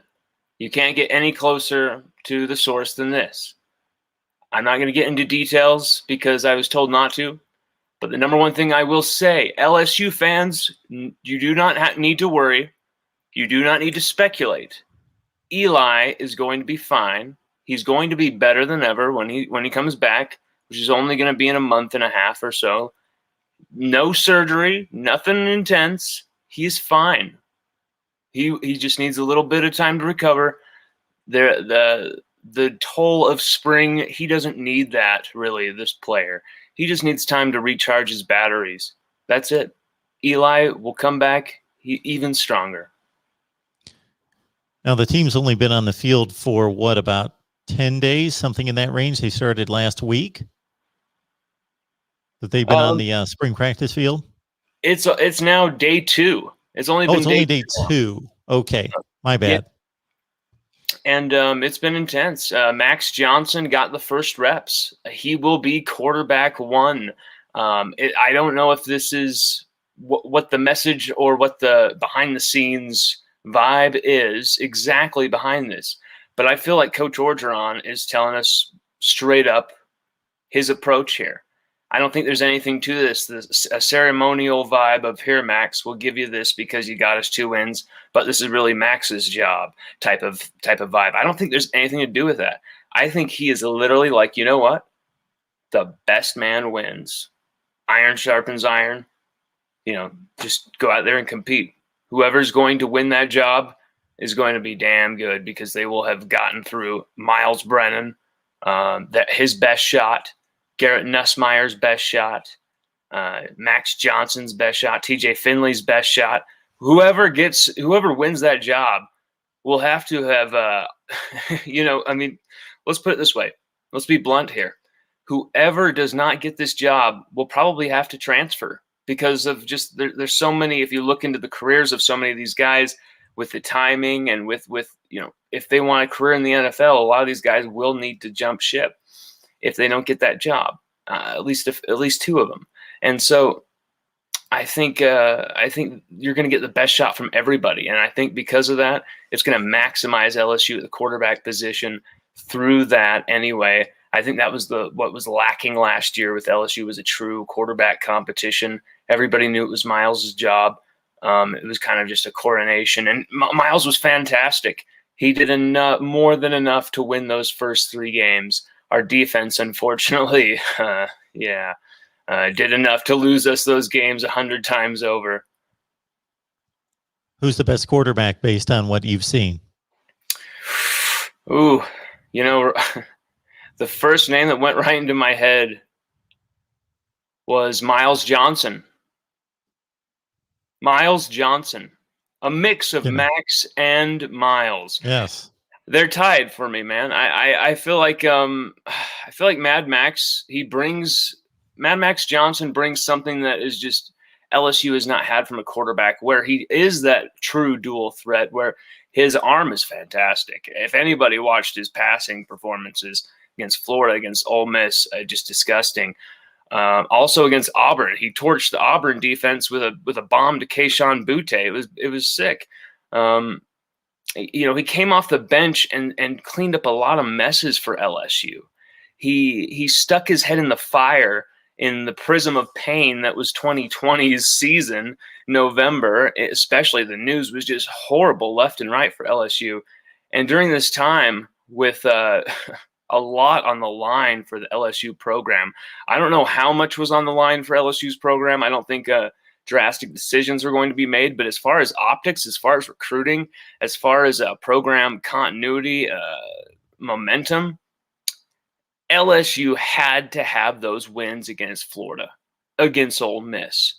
And when it came down to the choice between TJ Finley or Max Johnson, Coach O put his faith in Max Johnson. That says a lot. And now he has put Mad Max Johnson in as QB1 for the first snaps because of, he said he's 2-0. He's the only quarterback who's 2-0 on campus right now. And, don't get too caught up in that, because Miles did a lot. He did enough to win those first 3 games as well. And we'll see. The best man will win this job, but it is very intriguing because everyone's expecting this coronation of Miles. You know me. I've been saying Max Johnson. I've been saying Max as well. I do have respect and love for Miles as well as a quarterback, but there's something that Max Johnson brings that can beat Alabama. This makes me want to go back and look at all the biggest games for LSU last year against the best opponents and judge these quarterbacks. I know I'm not going to have the time to do it, but that's what I want to do. Maybe I'll stay up till like 5 a.m. and I'll go on YouTube and I'll watch the Ole Miss game and the Mississippi State game and the Alabama. We'll just watch all of them, see what I think. I think you'll come away thinking, wow, TJ Finley has so much talent. He has so much arm strength, ability, pocket presence, but the way Max Johnson manipulates a pocket, the way he can extend the play, the way he can actually throw these brilliant passes on the run, against the grain, with guys in his face, against the blitz. He was tremendous on 4th down, 6 of 7 on 4th down opportunities with 3 touchdowns, including a rushing touchdown and 2 passing touchdowns to Kayshon Boutte on 4th down in one single game against Ole Miss. Just madness. Back-to-back 300-plus yard games. ending with a 435-yard game. Max Johnson, he's a madman out there. I feel like you roll with him, but at the same time, this is early forecasting by me. The competition, I want to see it play out. I want to see who the best guy is in June and July.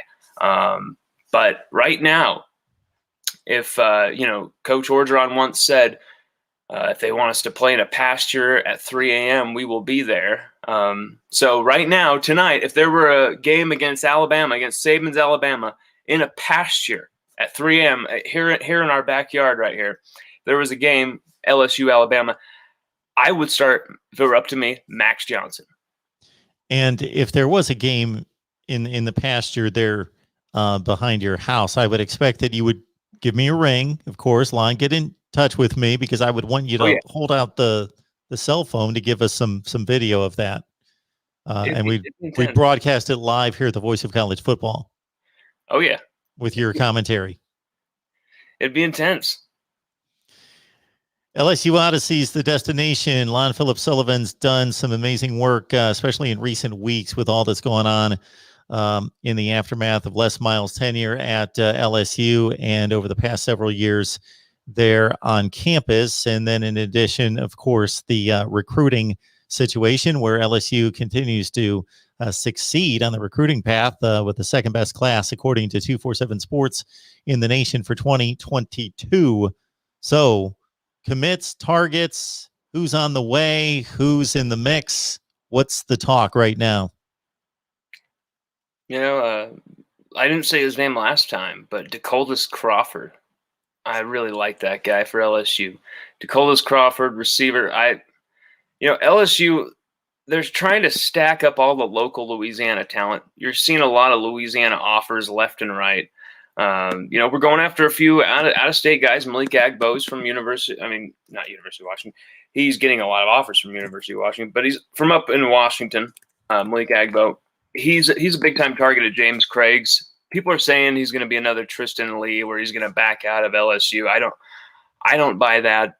I think from what he said to me and what he said to others, I think he's down with LSU. But we'll see. It's still a lot to be decided. There's so much time in this process. Jacoby Matthews out of Ponchatoula, 5-star safety. This guy, he's got a lot of rep. This guy's aggressive. I've seen him just attack the line of scrimmage. I've seen him attack the ball in the air. I love what I see from Jacoby Matthews. He, number 2 safety in the nation. So there's going to be everybody's going after him. So it's LSU are trying to stack the safety position as well. Another guy, another position that they're trying to stack is defensive end, Shamar Stewart, the name I said last time. I feel like, it's only a matter of time before he commits to LSU. I could be wrong there, it could be wrong, but, number 1 defensive end, he's seen B.J. Ojolari succeed at LSU. He's seen Ali Gay succeed at LSU. He's seen just so many defensive ends. You can go back and not even just defensive ends, but defensive tackles who went on to the NFL and just had absolute success. Danielle Hunter. The list goes on and on and on and on. And I think Shamar Stewart could be another part of that. He reminds me a little bit of Savion Jones, a little thinner than Savion Jones, though. But he's got those same type of tools and same type of profile. And Shaz Preston, as I brought up last time, it's such a toss-up with him at receiver. St. Thomas, not St. Thomas, St. James, out of St. James, he there's been talk of him not being an LSU lock, and so I'm kind of 50-50 on him coming to LSU. It's still all to be decided, though. 2022, it's already got a great starting position, but you're just going to see more local talent coming into the LSU Tigers roster, I believe. Good work from Lon Phillips Sullivan. As always, LSU Odyssey is your destination. Head on over there to check out his work. on, again, LSU Odyssey. The Bayou Bengals, 2 practices down, 13 to go in the spring session. 4 quarterbacks in play. Should be interesting. A battle that will most likely go down to the final couple weeks of August camp. All right, Lon, appreciate you stopping by as always. You know that. Go Tigers, baby. Take it easy, Mark.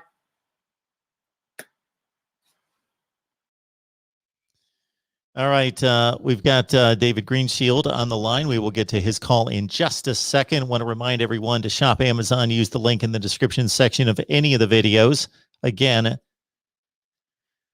I've seen ridiculous statistics involving shopping in the United States where 50 or 60% of the people in this country, we're talking like 150 million people, shop on a fairly regular basis on Amazon. So please, when you shop Amazon, please use the link that we provide in the description section of any of the videos. And of course, join us on Patreon. It's about 16 cents per day on Patreon. And we get exclusive live streams fired up over there, in addition to watch parties and all sorts of good stuff. An insider look at the voice of college football. And I'll be asking the crew over there in the next few days when they want their next exclusive live stream. And of course, get your mask. You can get your favorite team mask by going to voiceofcollegefootball.com. So please check out the site anyway, whether you would like a mask or not. Go to voiceofcollegefootball.com. You see on the top menu bar, register for free. You know what that means? You register for free. And you get your free mask, favorite team. Pick out your favorite team, your favorite mask there. And you get 20% off your first purchase if you so choose to make a purchase. You don't have to, but 20% off your first purchase and entry into a drawing for a $25 gift card right there. And of course, you can support us. And I appreciate so much the support coming in from the hat, TFG Boxing, and also Mike Williams. So I hope those guys are still on the line for the recognition. Again, Mike Williams, TFJ Boxing, and the hat. And the hat wants to see us introduce like a really signature intro song. Now, we actually have one for this show, and when I've got my guy Bobby from Volunteer Roadshow directing, then we're able to do that. But see this here, the hat? I hope you're still watching. We've got our audio board, which has meant a cleaner call-in show, but this has all sorts of capabilities, including music downloads. So we'll work on that. Sound effects, music downloads when we get to that point. All right, let's get to more college football talk. And again, the topic of the night, we don't necessarily need to talk about it because you guys know what the deal is. You produce the show. It's March Madness or bowl season. David, how we doing tonight? How you doing, Mark? I for one, am going to be a lot happier once we live in a non-mask world. I'll tell you that much. But that's for sure. A different discussion for a different day. Or as our good friend Steve Dace calls them, face diapers. So, there's those. Well, I have my thoughts in that direction as well. But I digress. In any case, I want to give you a call, kind of chime in on what your topic of conversation was, which is the March Madness versus, you were talking about the bowl season, right? That's the basic comparison here? Yes. Okay. Well, I will say this. I mean, I used to have, I've always had a major appreciation, for the major bowl games. I would say, kind of growing up, and obviously we know this is Midwestern people, Big Ten people, Ohio State fans. To me, there was nothing like the Rose Bowl. But I have to say, in the world that we live in right now, living in a playoff world, I think that, and we talked about this before, I think the playoff has diminished even the major bowl games. I mean, even the major stuff, even the sugar, the orange, the rose, the major bowl games, it's even diminished them as long as, it's not a playoff game, of course. So, I'd have to say, and I will say this about March Madness. I am still a fairly big college basketball fan. I actually think the first weekend of the NCAA tournament is as fun as any sporting event is the entire year because you have so many games. And on top of that, you have so many upsets that can happen.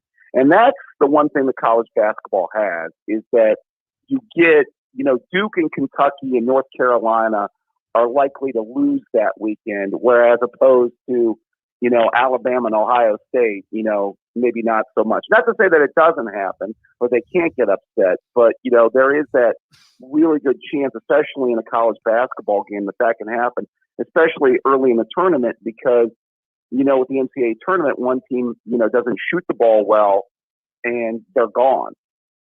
So I do think there is something, especially that first weekend of the NCAA tournament, that makes it so exciting as compared to bowl season.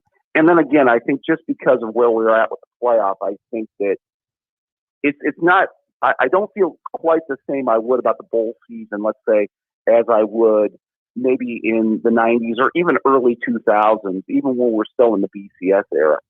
I don't know what your thoughts are, Mark. Well, much of what you had to say were the same points that I thought of when I thought of the topic, is that the advantage that college basketball has in its current state over college football is that you have the potential for an upset. You don't even just have the potential for an upset. You have the guarantee of an upset at some point and several upsets. So they're going to happen.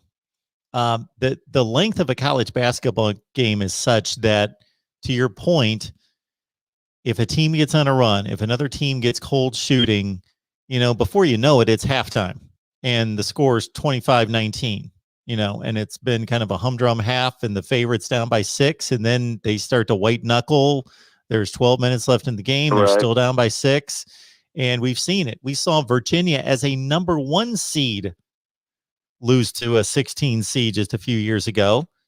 And then surprisingly, the team had the resolve to bounce back and go through an entire offseason as being that team that made a negative history and then come back and win a national championship the next year, which was pretty remarkable when you think about it. But they lost that game by like 18 points. That wasn't a buzzer beater. They got killed. So the parity in college basketball is exceptional. And I don't speak very highly in a high place of knowledge on the sport anymore because I don't watch it anymore, but I did for years and years and years, and certain things haven't changed. And so that would be one thing that has not. So the excitement, yes. And just because of it being a different sport that can be played multiple times per week, and because of the number of teams in the tournament, there's that excitement of so many things going on at the same time.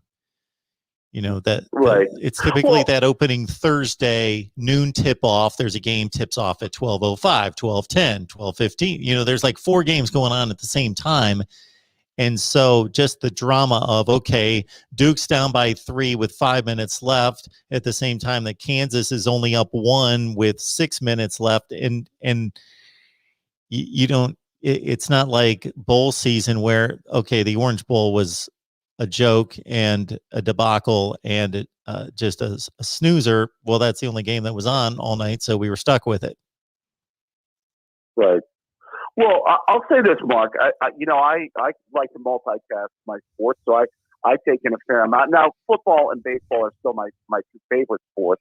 I'm not a huge basketball fan, although I do like NCAA basketball far more than I like the NBA, just as a personal preference.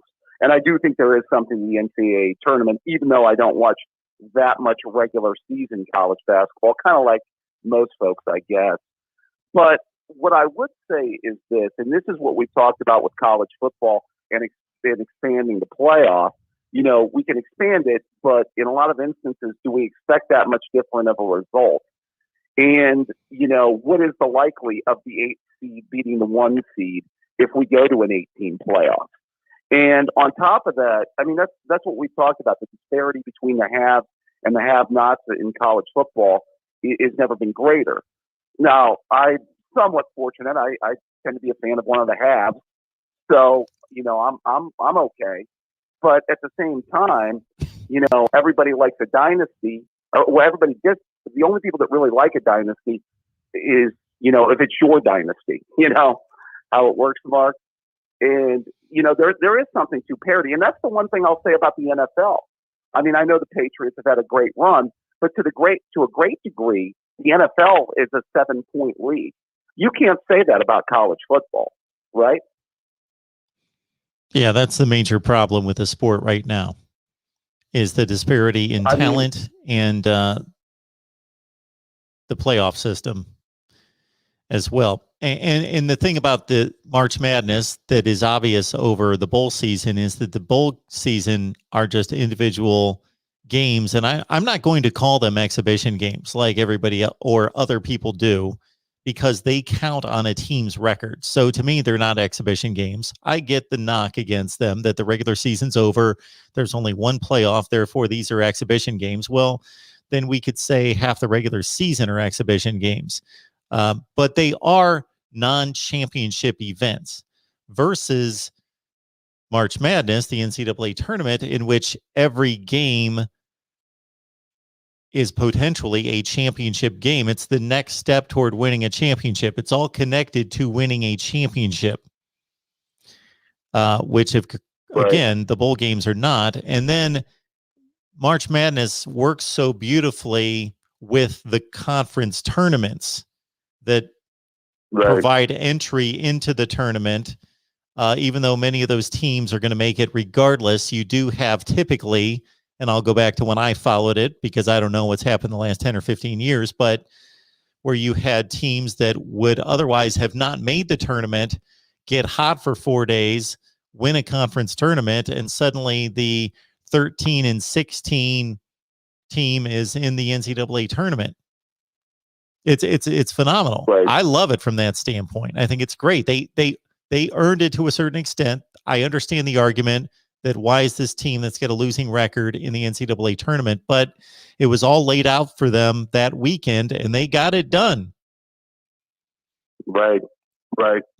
Yeah, I'll say this. I think that with college football is a little bit more regionalized, and I think the emphasis on the championship, national championship, has become more and more, starting with the BCS era and now with the playoffs.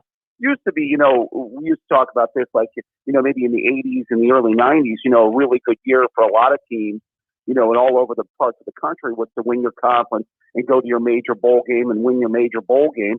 And you'd call that a really good year, if not a great year, no matter where you finished in the final polls, and now because you have a definitive championship game and you have a playoff, it's put that much more emphasis on it. And just, like we talked about, rendered the bowl games where they're at too. So, and Mark, I watched Buckeye Talk today, by the way, good job. Enjoyed it. And, wanted to make a couple points about Ohio State coming into the season. I'm excited about the spring game because I definitely want to see this quarterback competition. I would like to see what McCord can do. I know a lot of people are talking about CJ Stroud, but in watching his tape, I don't know if you've seen it. This guy's got some real talent, and I think it's going to be a close battle between McCord and Stroud. I know Stroud played at the end of the year, but I think that's going to be a close battle. And I'm really interested to see what Henderson can do at running back come this season, because I think that's really going to be an open spot. So, I mean, as an Ohio State fan, I'm optimistic, but, there's just a fair amount of questions that, kind of some major spots this year. They're making me a little bit more guarded than I've been maybe in years past about picking them to make the playoff. Just for the simple fact that, the quarterback situation's got to get settled. I got to see who emerges at running back, and then that back seven of that defense is, still obviously got questions, and we got to see who's emerging. So I'm treading lightly going into the season. I know we still recruit well. I know we still have more talent than anybody in the Big Ten, but as far as a playoff prediction, it's holding me back just a little bit. I know what your overall thoughts. I know you picked them in your preseason poll. What was it, 5th, Mark? Yes. Okay. I mean, just what are your kind of overall feelings on some of that? I know you talked a little bit about that today in Buckeye Talk. Well, for as much as cannot be gleaned from the spring game, you make a good point about the quarterback competition.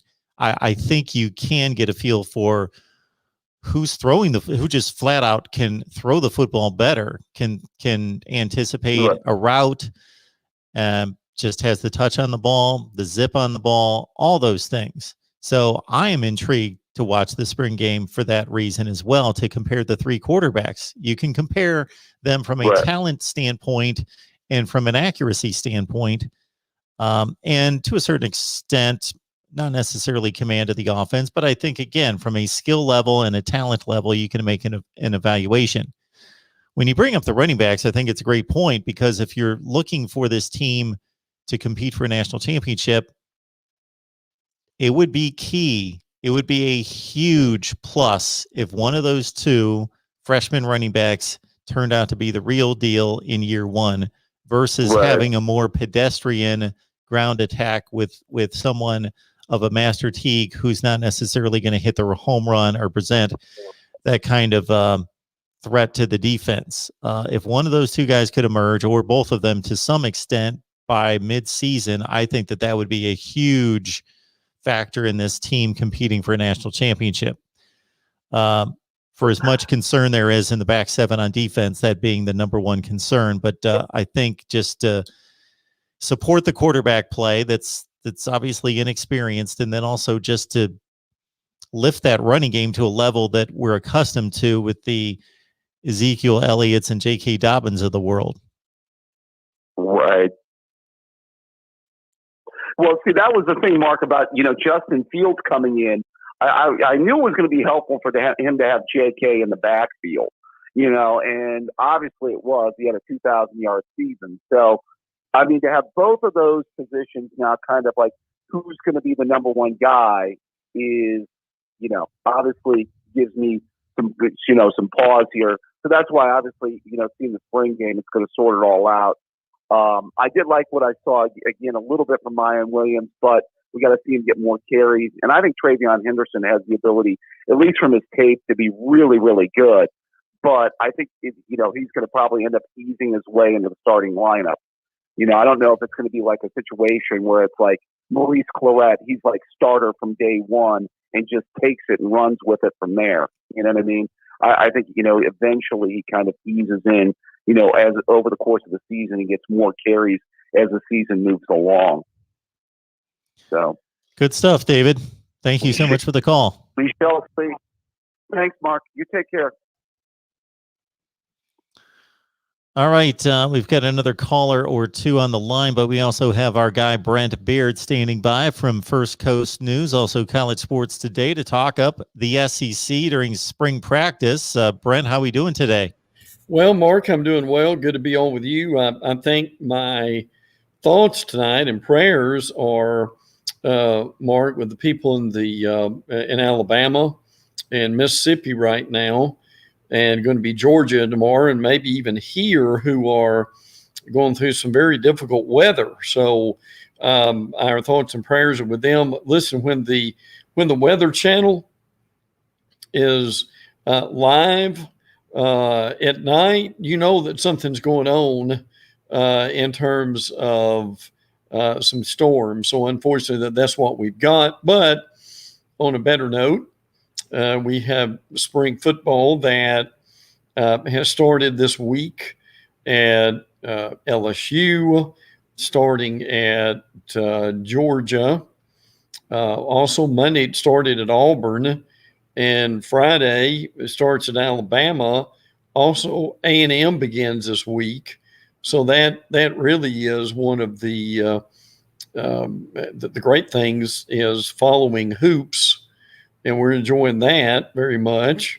The 6 teams from the SEC and the big dance. So that's a lot of fun. And then obviously spring ball, that's going on too. So I mean, honestly, Mark, I think this time of year is very underrated as far as all the stuff that you're involved in and that you can follow during this time. For sure. And as you mentioned, a number of teams set to hit the practice field or just have launched spring practice, which brings me to a couple of quarterback battles, one at College Station, the other in Baton Rouge. Based on what we have basically no information in terms of on-field experience at Texas A&M. Now at LSU, we do with Miles Brennan, who it is a bit curious to me that it's as much of a battle as it is based on what he showed early. But to Coach Ogeron's credit, he's opening up the competition there. So your thoughts about those two quarterback battles for two teams that, from a talent perspective, elsewhere on the field should, except for that giant at Alabama, should be able to play with just about anybody else in the country. Yeah, I agree with that. I think the LSU situation is interesting. Obviously, Max Johnson, who played real well at the end of the year, I think is also doing well. But you've got a real TJ Finley's involved in that situation, and Miles Brennan, obviously. I think the question you got here with Miles Brennan is more of a what is going to end up, and it should be, as a quarterback competition. Miles Brennan actually started as the starter, and then because of the injury, did he lose his job? And I think Orgeron is smart in saying that that is not going to be the case here. But that, I think that's going to be fascinating. Listen, the thing that really helps, and A&M's this way too, is the thing that really helps with A&M and LSU is basically their line of scrimmages come back. And that's something both those schools, particularly along the line of scrimmage, are doing, I think, very well. And I know they're about to wrap up, and we're an hour away, and I won't hear the end of it if I don't mention this, okay? But the Florida wrapping up this week, too, as far as quarterback situation, Emory Jones, I think, is looked upon as a guy who's going to get the job. Richardson, who played a little bit in the bowl game, Mark, is, I think, it's done okay too from what we hear, and obviously the problem is we're just not able to see anything. There was an article out today. This is on SEC, but I appreciated it. Jet Fish at Arizona is opening up practice basically for interviews and for viewing. I thought that was about as refreshing a thing as I've seen in a while. And look, I mean, for crying out loud, this is spring. I mean, look, this is not national security at this point, and they're not going from the spread to the wishbone. These teams aren't. So this secrecy, to me, just gets to be absurd after a while, frankly. But I think Florida's main strength is going to be running the ball. With their Malik Davis, I think is going to be very good. Lorenzo Lingard comes from Miami as another guy, to keep your eye on. But they've got a lot of really good running backs, and they may be better running the ball. And with Emory Jones being able to carry it as a dual threat, I've been rather impressed with that, and where that might be going. You mentioned the Auburn situation a few minutes ago, obviously Bo Nix. I'm hoping that Brian Harsin can help Bo with his footwork, or maybe lack thereof, Mark, and to be able to. But look, the thing Bo's going to be able to do is Bo's got to be able to trust an offensive line. So they've got to be able to shore up that offensive line to keep Bo from just running around at this point and not really trusting the line and either running the ball or throwing it up for grabs. So those are things that have got to, we've got to be able to work on and see what they're going to do. I think I think we know what Georgia's going to do at quarterback, obviously with JT Daniels. I'll be interested to see kind of what happens there as a backup as much as anything else. They're going to be loaded at running back. That's going to be a lot of fun to see. Their big questions are going to be on defensively in the secondary with those guys they've got enough talent, for crying out loud, with their 5-stars are stacked up like cordwood. So I don't see any real issue there.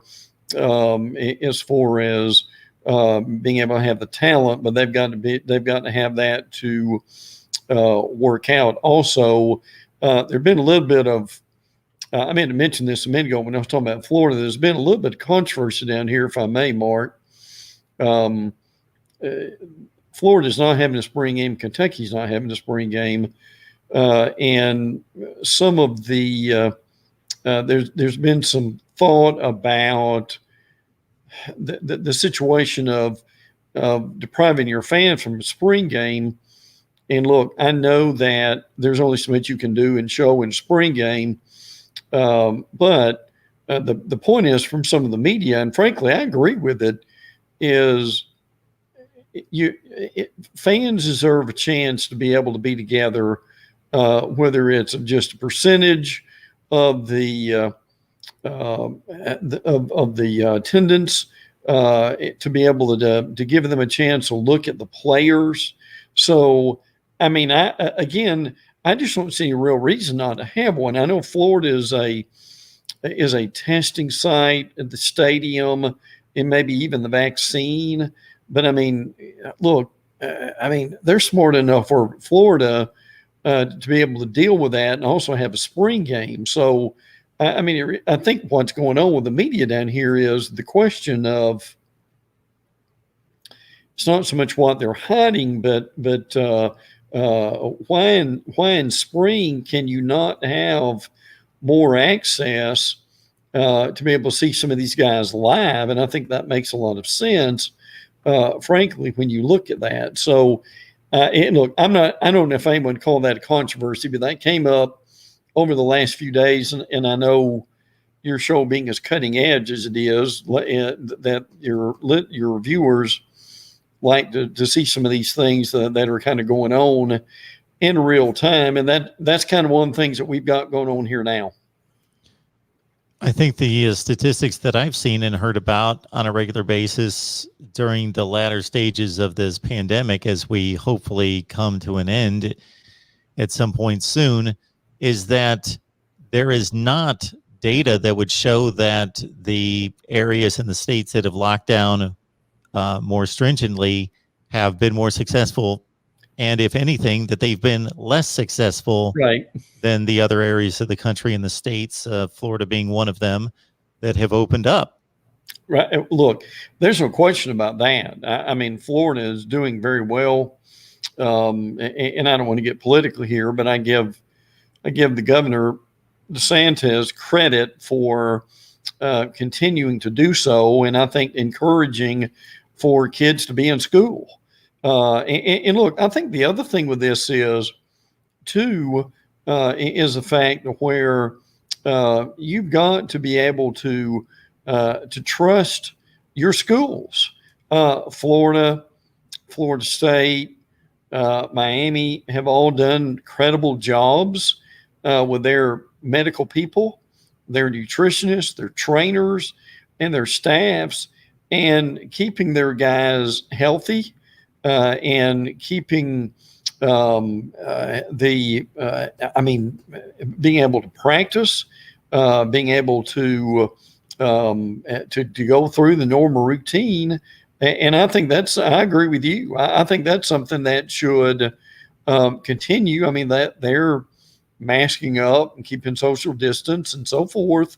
But I can tell you this, from living in Jacksonville here, it has certainly worked in our area and been something that has been frankly refreshing, and like say, people have followed the protocol with this, but it frankly has worked out well. I mean, a lot of the restaurants are open, churches are open, gyms are open, and you add all that together, and I think you've got people that are doing the best they can in dealing with the virus and in being able to keep it away, but doing things that still give them some modicum of normalcy in their life, right?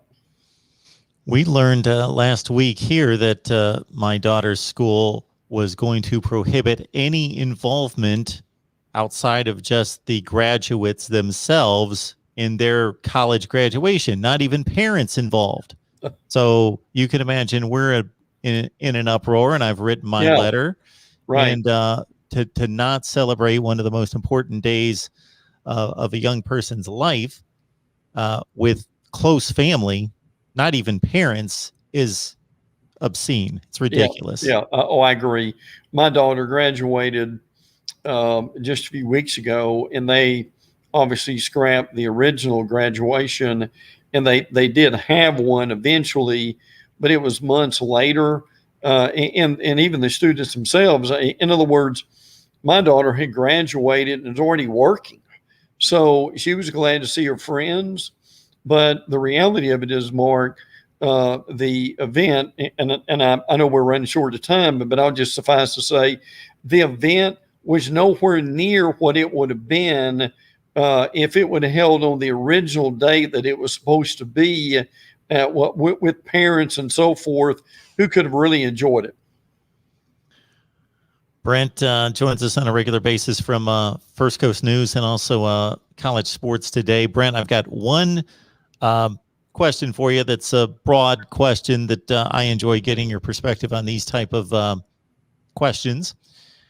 I saw an article posted on ESPN.com the other day in their college football section wanting to know who would be the next Clemson. I didn't have an Insider Plus subscription to go in and take the deep dive, but I get the point. You know, I lost those privileges a few months ago, Brent, when I quit that place. So yes, but I get the point. So to me, that means, okay, who's going to be the next Clemson? So they're not saying the next Ohio State or the next Alabama, because they're known factors forever and have been at the top of the hill. So I'm not even thinking USC qualifies, or Texas or Nebraska or Penn State, because they've been elite. It's kind of that program that has the capability to be elite, but has never been elite. And I gave it a scan across the nation, and I came up with Texas A&M. Well, I was about to say the same thing, and matter of fact, I'll give you two more in the conference and give you a general with all three of them. I would agree with A&M. I think at this point, Jimbo is in. He has been there long enough to where he has set his own roster. And the smart thing that Jimbo has really done, he's going to have good offense and particularly good quarterback like Kellen Mond and Isaiah Spiller, for instance, at running back. But what they've really done now is to beef up their line of scrimmage, and particularly the defensive line. And that I think is what makes a real difference with them.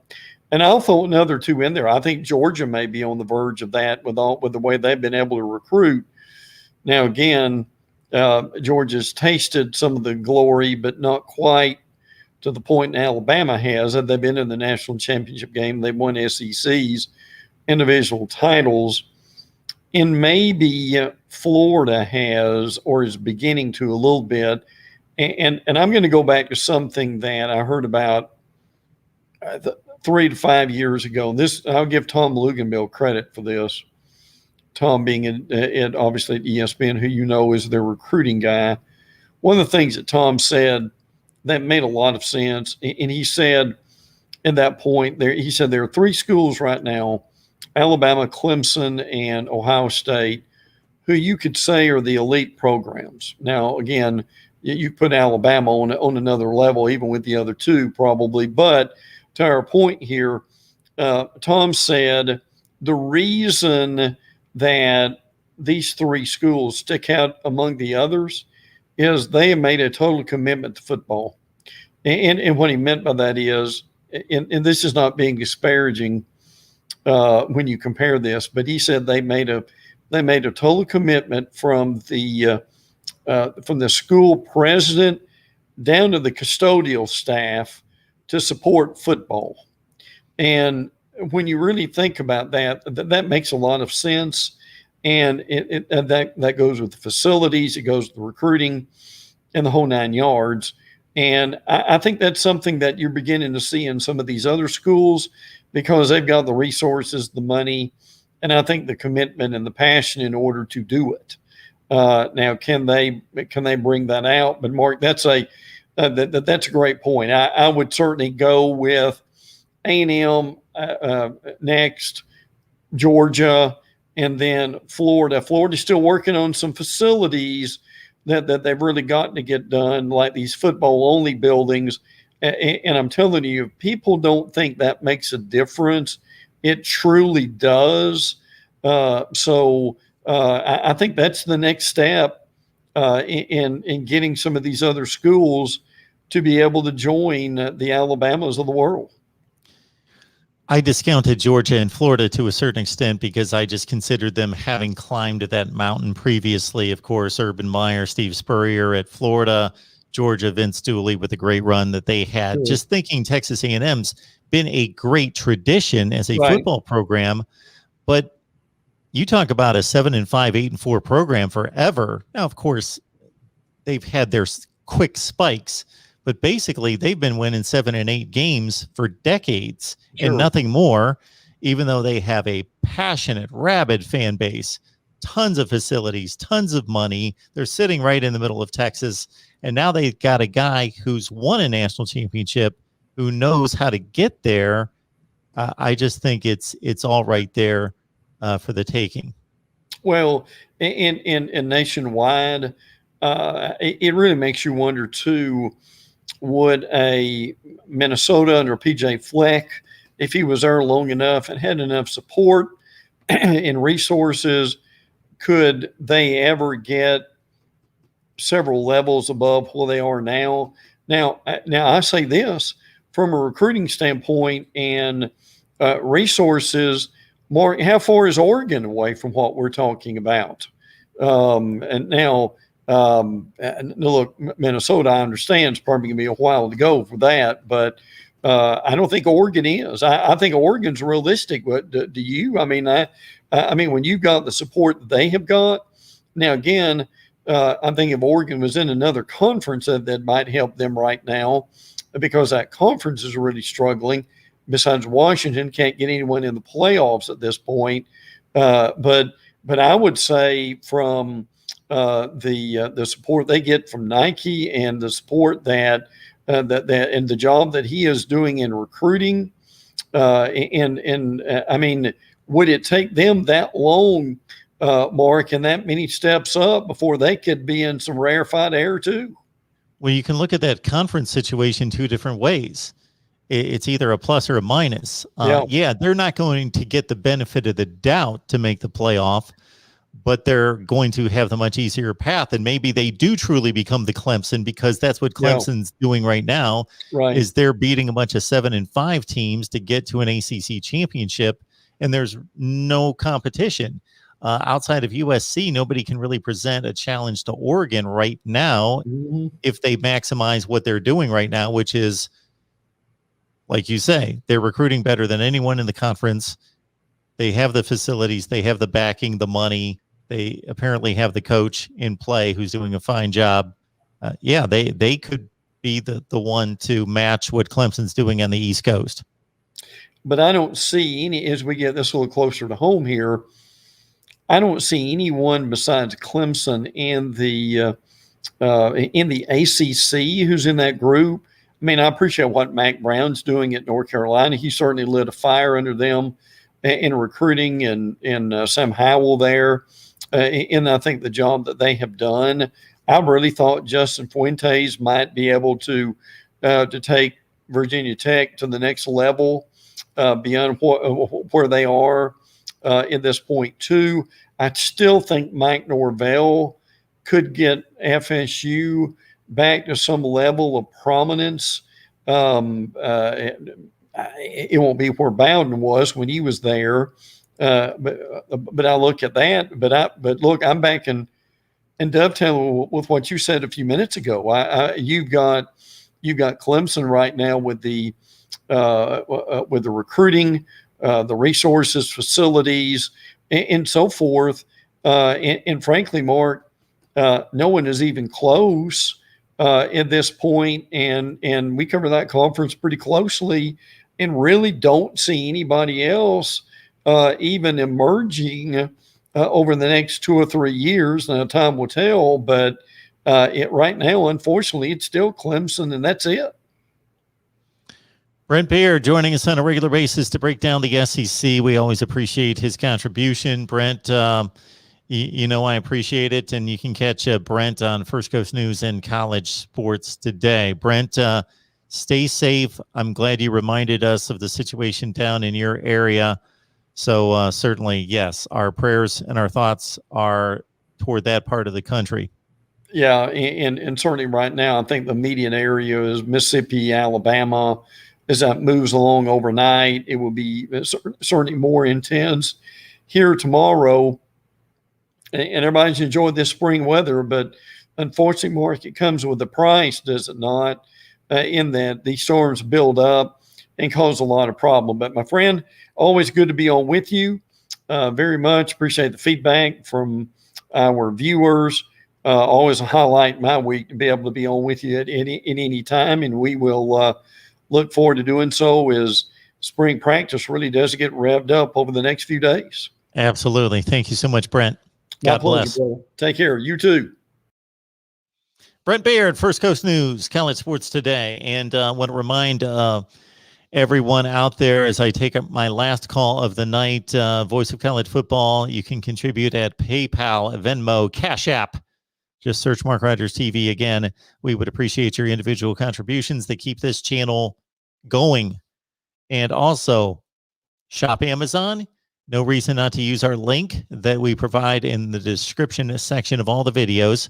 Just grab that link and use it. It's the same shopping experience. Doesn't cost you a penny right there. All right. And again, you get your free mask. I'm going to put up the banner here.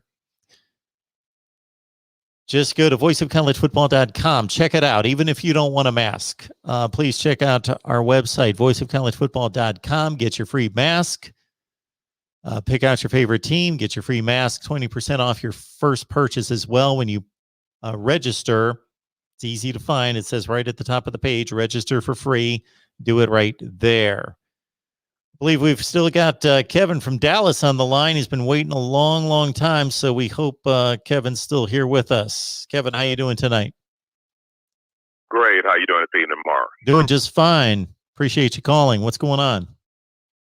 I'll try to be succinct, but also, try to be succinct, but also be brief. And it's just that when it comes to three coaches, and I'm just wondering as far as how history truly looks at them, and that's Dr. Tom Osborne, as far as the future, as far as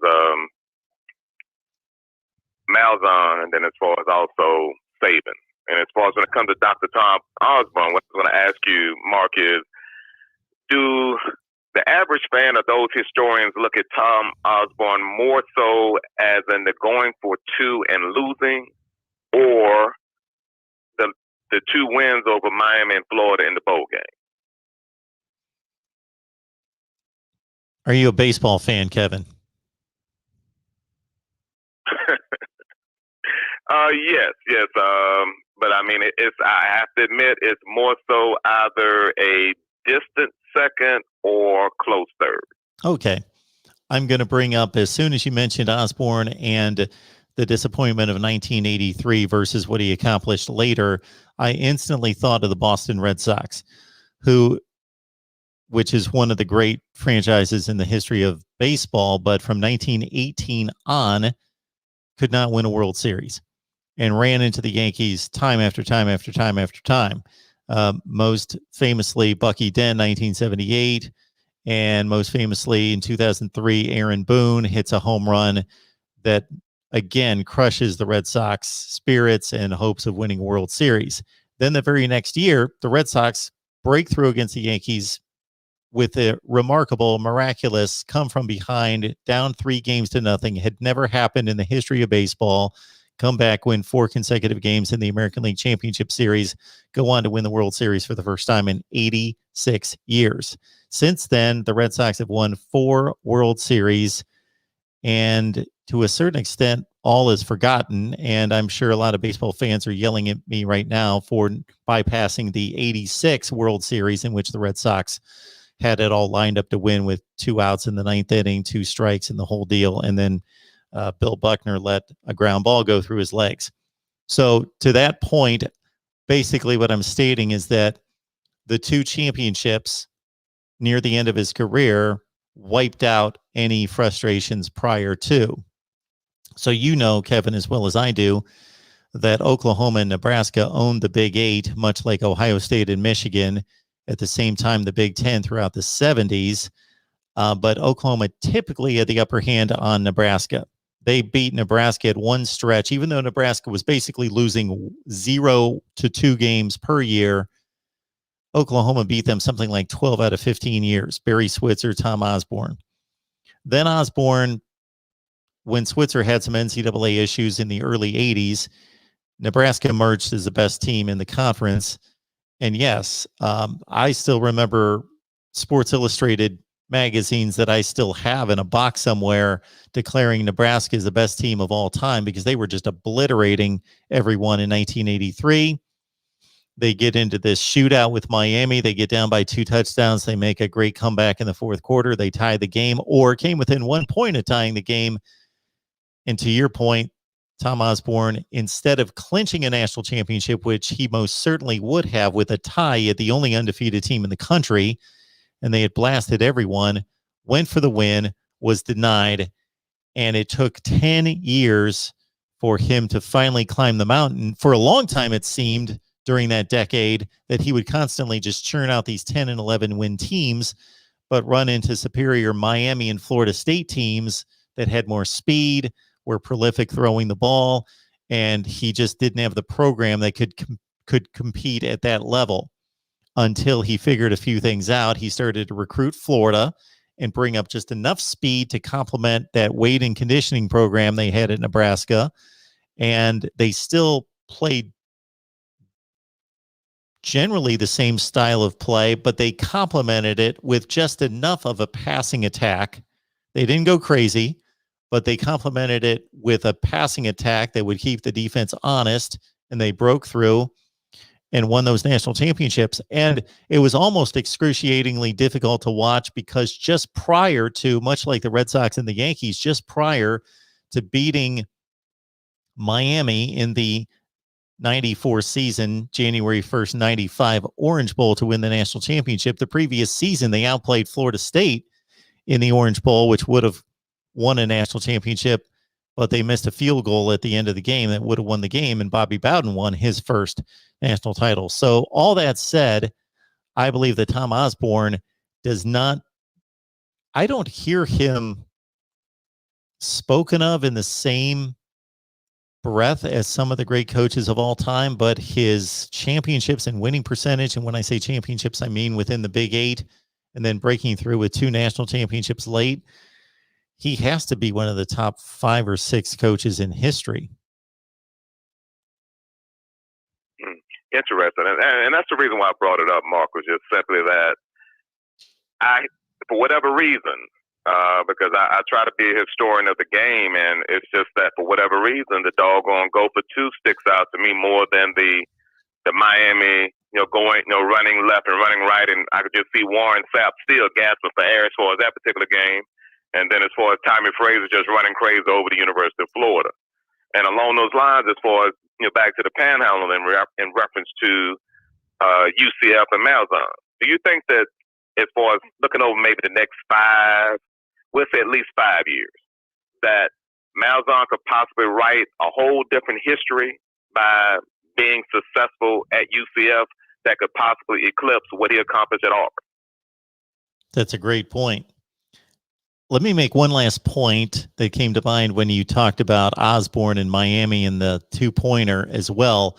I think one of the reasons that is ingrained in everyone's mind and one of the landmark moments in college football history, not so much for what it was to see in the moment, it was more about Osborne because he was on top of the world, except for not being able to win a national championship. And then he had this great powerhouse team that was considered the greatest of all time, and they lose.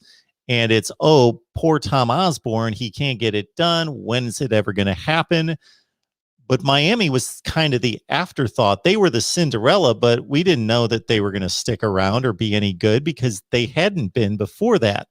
But what it ended up decades later being more so than Osborne, because he corrected his situation. He finally reached the top of the mountain.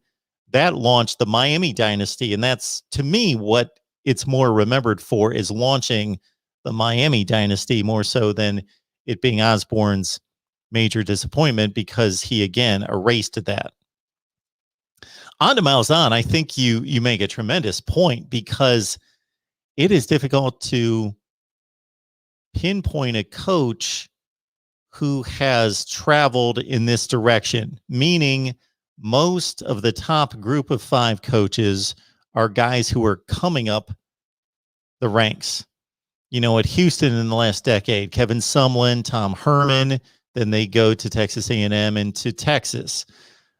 Some of the other coaches at some of the other schools, Luke Fickell is on everybody's list as gaining a top Power 5 job when he leaves Cincinnati. Scott Frost leaving UCF, going to Nebraska. That's usually the stepping stone, is the top coaches at the group of 5 level are headed in the upward direction, not coming from the other direction. And Gus Malzahn obviously had a decent run at Auburn, was in a difficult situation in terms of trying to break through. As we've discussed, was more successful against Nick Saban than anyone in the SEC head-to-head. And now he goes to UCF, and he's in a tremendous recruiting place. And he's got name recognition, and he's got experience, and he's got a offensive background and track record and creativity to attract probably better recruits. I am expecting UCF's recruiting haul to be much better in the next few years than even it was what it was in 2017-18 when they hit the national scene with those undefeated seasons. So I do think that he has a tremendous opportunity to do something special there. And lastly, as far as coaching, Mark, and just as far as Saban. And the one thing I'd ask you to do, if you have maybe, 30, 40, 50, 60 seconds that you can do it out, is to look at the Alabama sideline when they played Clemson, and we had this, coming out party for Trevor Lawrence. For the first time that you were seeing the 14 years he's been at the University of Alabama, he was disgusted. And the reason why he was disgusted, not only as far as what was transpiring on the field, a little bit as far as what was transpiring on the sideline as far as coaches, as well as what was going on behind the scenes. And what was going on behind the scenes, Mark, in 250 words or less, just plain and simply, you had too many coaches that had the old saying, one foot already out the door, and he couldn't wait for that night to be over. And the one thing when it comes to Coach Saban is that he is forever, for lack of a better way to say it, recreating his style, as in how he runs his offense, how he recruits defensively, and also just as a whole. And the one thing that I feel that with these latest additions, as far as the coaching staff, and I would say specifically as far as with O'Brien and Marone, is that to me it seems as though his goal, because the 20 and 21 classes are on a whole nother level, is that he feels that he's going to be able to get that really, really rarefied air, Mark, and that is when it's all said and done, he leaves there to get 9 or 10 championships. And I think with the 2021 class, as I stated to you before, I would say a gross underachievement if within those 2 classes they don't win at least 2, because it's too rich in talent, Mark. So.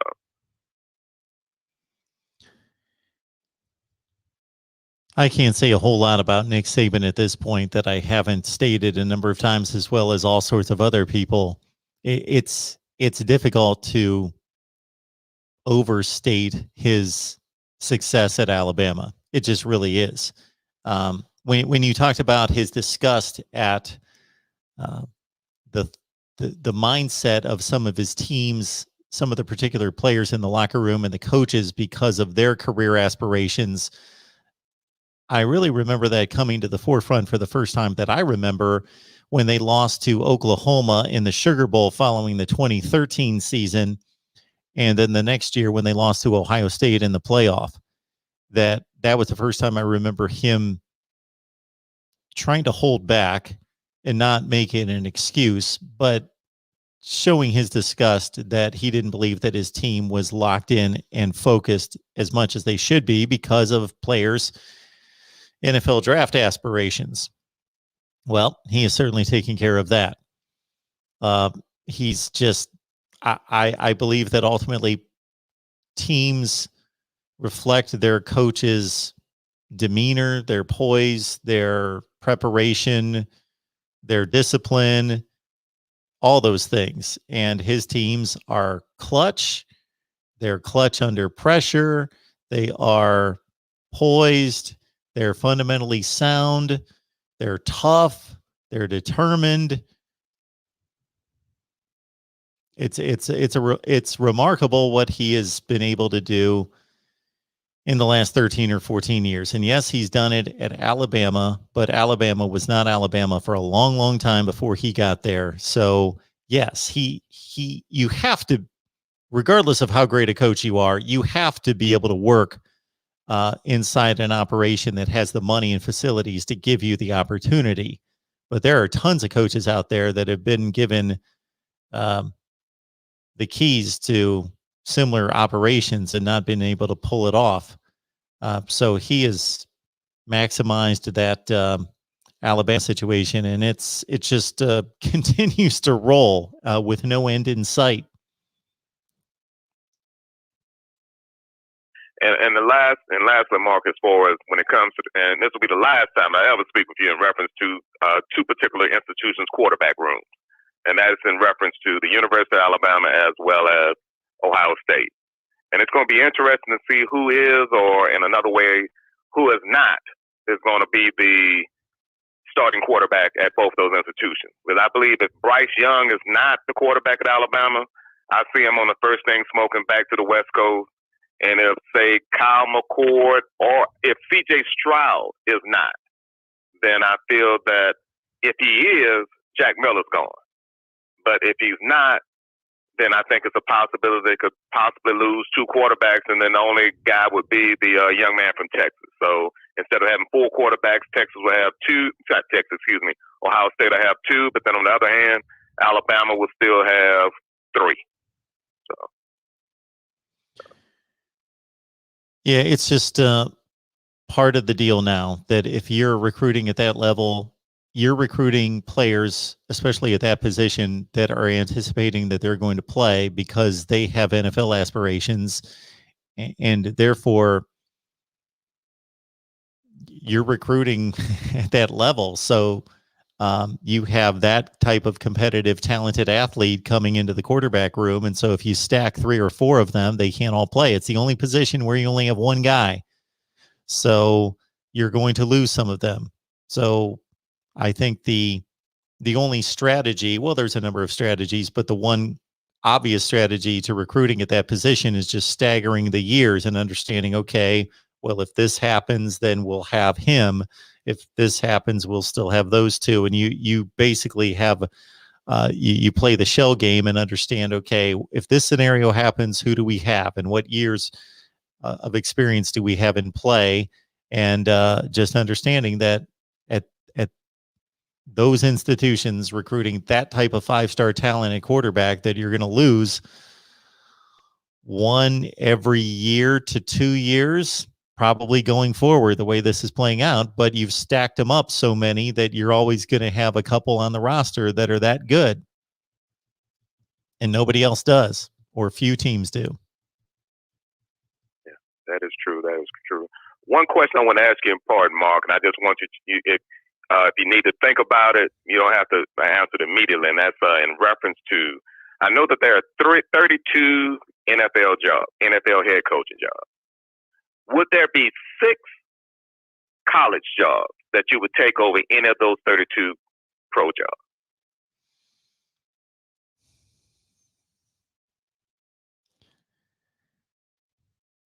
The two aspects of college coaching that I don't think I would enjoy would be recruiting, because it's just chasing down a bunch of 17-year-olds constantly would just drive me nuts. But and then the second part would just be that burden of trying to make sure that everybody's behaving. They're not doing anything stupid. They're not taking drugs. They're not skipping classes. They're not beating up women. They're not, that constant, I got to be babysitter to 105 collegiate athletes. And it would, in a perfect world, they'd all be great football players and choir boys, but you can't recruit like that. You've got to take some chances on extremely talented players. So that would drive me crazy on the collegiate level. But at the same time, the NFL, aside from a few coaches, just seems to churn these guys out and they become almost faceless, who have been, I used to keep track of the NFL as much as anybody. And I would always know every coach in the NFL, and I could run through the last 3 decades and say, these have been the coaches for the Denver Broncos. But now over the last, and I still watch the NFL as a fan, but I don't keep track of it the way I used to.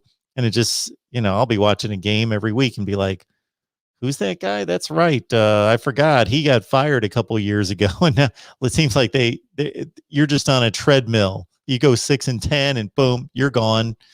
And where in college football, you just have that opportunity to be, king of the state. You're Lincoln Riley. Like, it means something. You're Urban Meyer. You're Nick Saban. You're Pete Carroll back in the USC days. You're a star. You own the state. You can do no wrong as long as you're going 11-1. And that seems to be more intriguing. It seems to be, unless you can win a Super Bowl in the NFL, just being a great college coach seems to be more appealing as leaving a legacy. Well, the one thing you did, Mark, and I was kind of surprised, is that, hey, you stated that you couldn't think of, or you couldn't think of 6 jobs. So, and I was, kind of surprised, because off the top, I could think of 6, but hey, I'll say that for another time. But I just, wow. So, I know that there are headaches as far as. For me personally, again, the headache, if we're talking hypothetically, would I rather be the head coach at Ohio State rather than the Atlanta Falcons? Absolutely.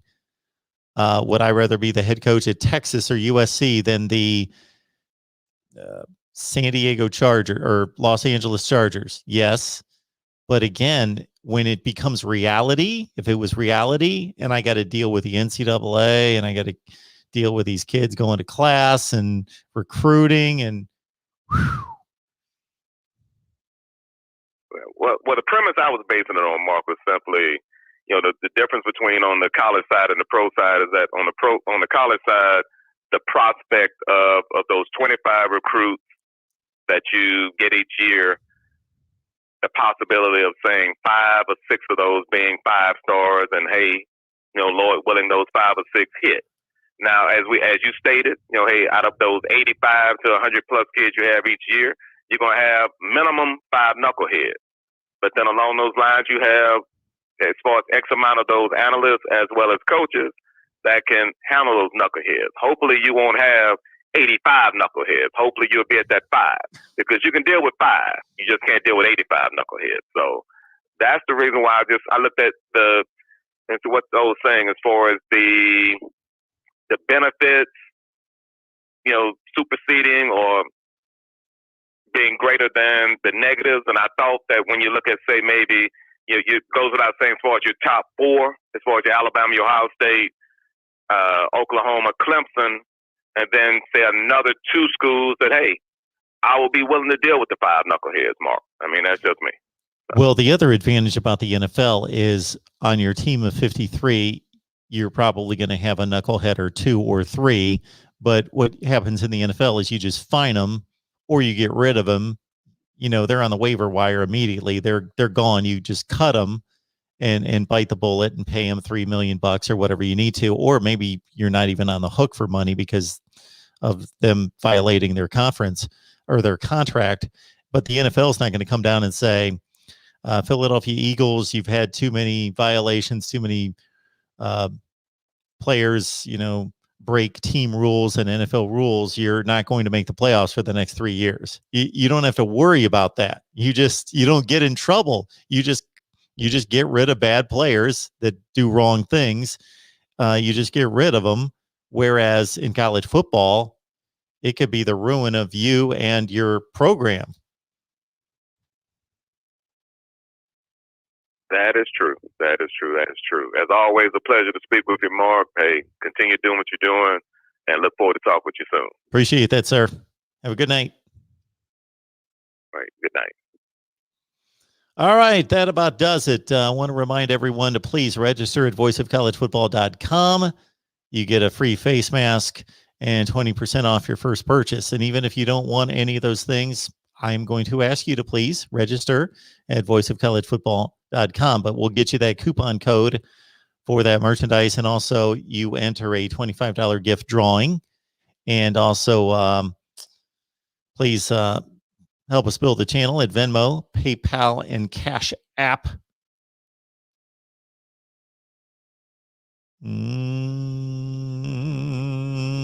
There it is. You can find me at Mark Rogers TV at Venmo, PayPal, and Cash App. And then also, you can sponsor Mark Rogers TV. Whether you own a business or you know someone who owns a business, you can let us know. And I will give you all the details of our metrics, how many people watch, how long they watch.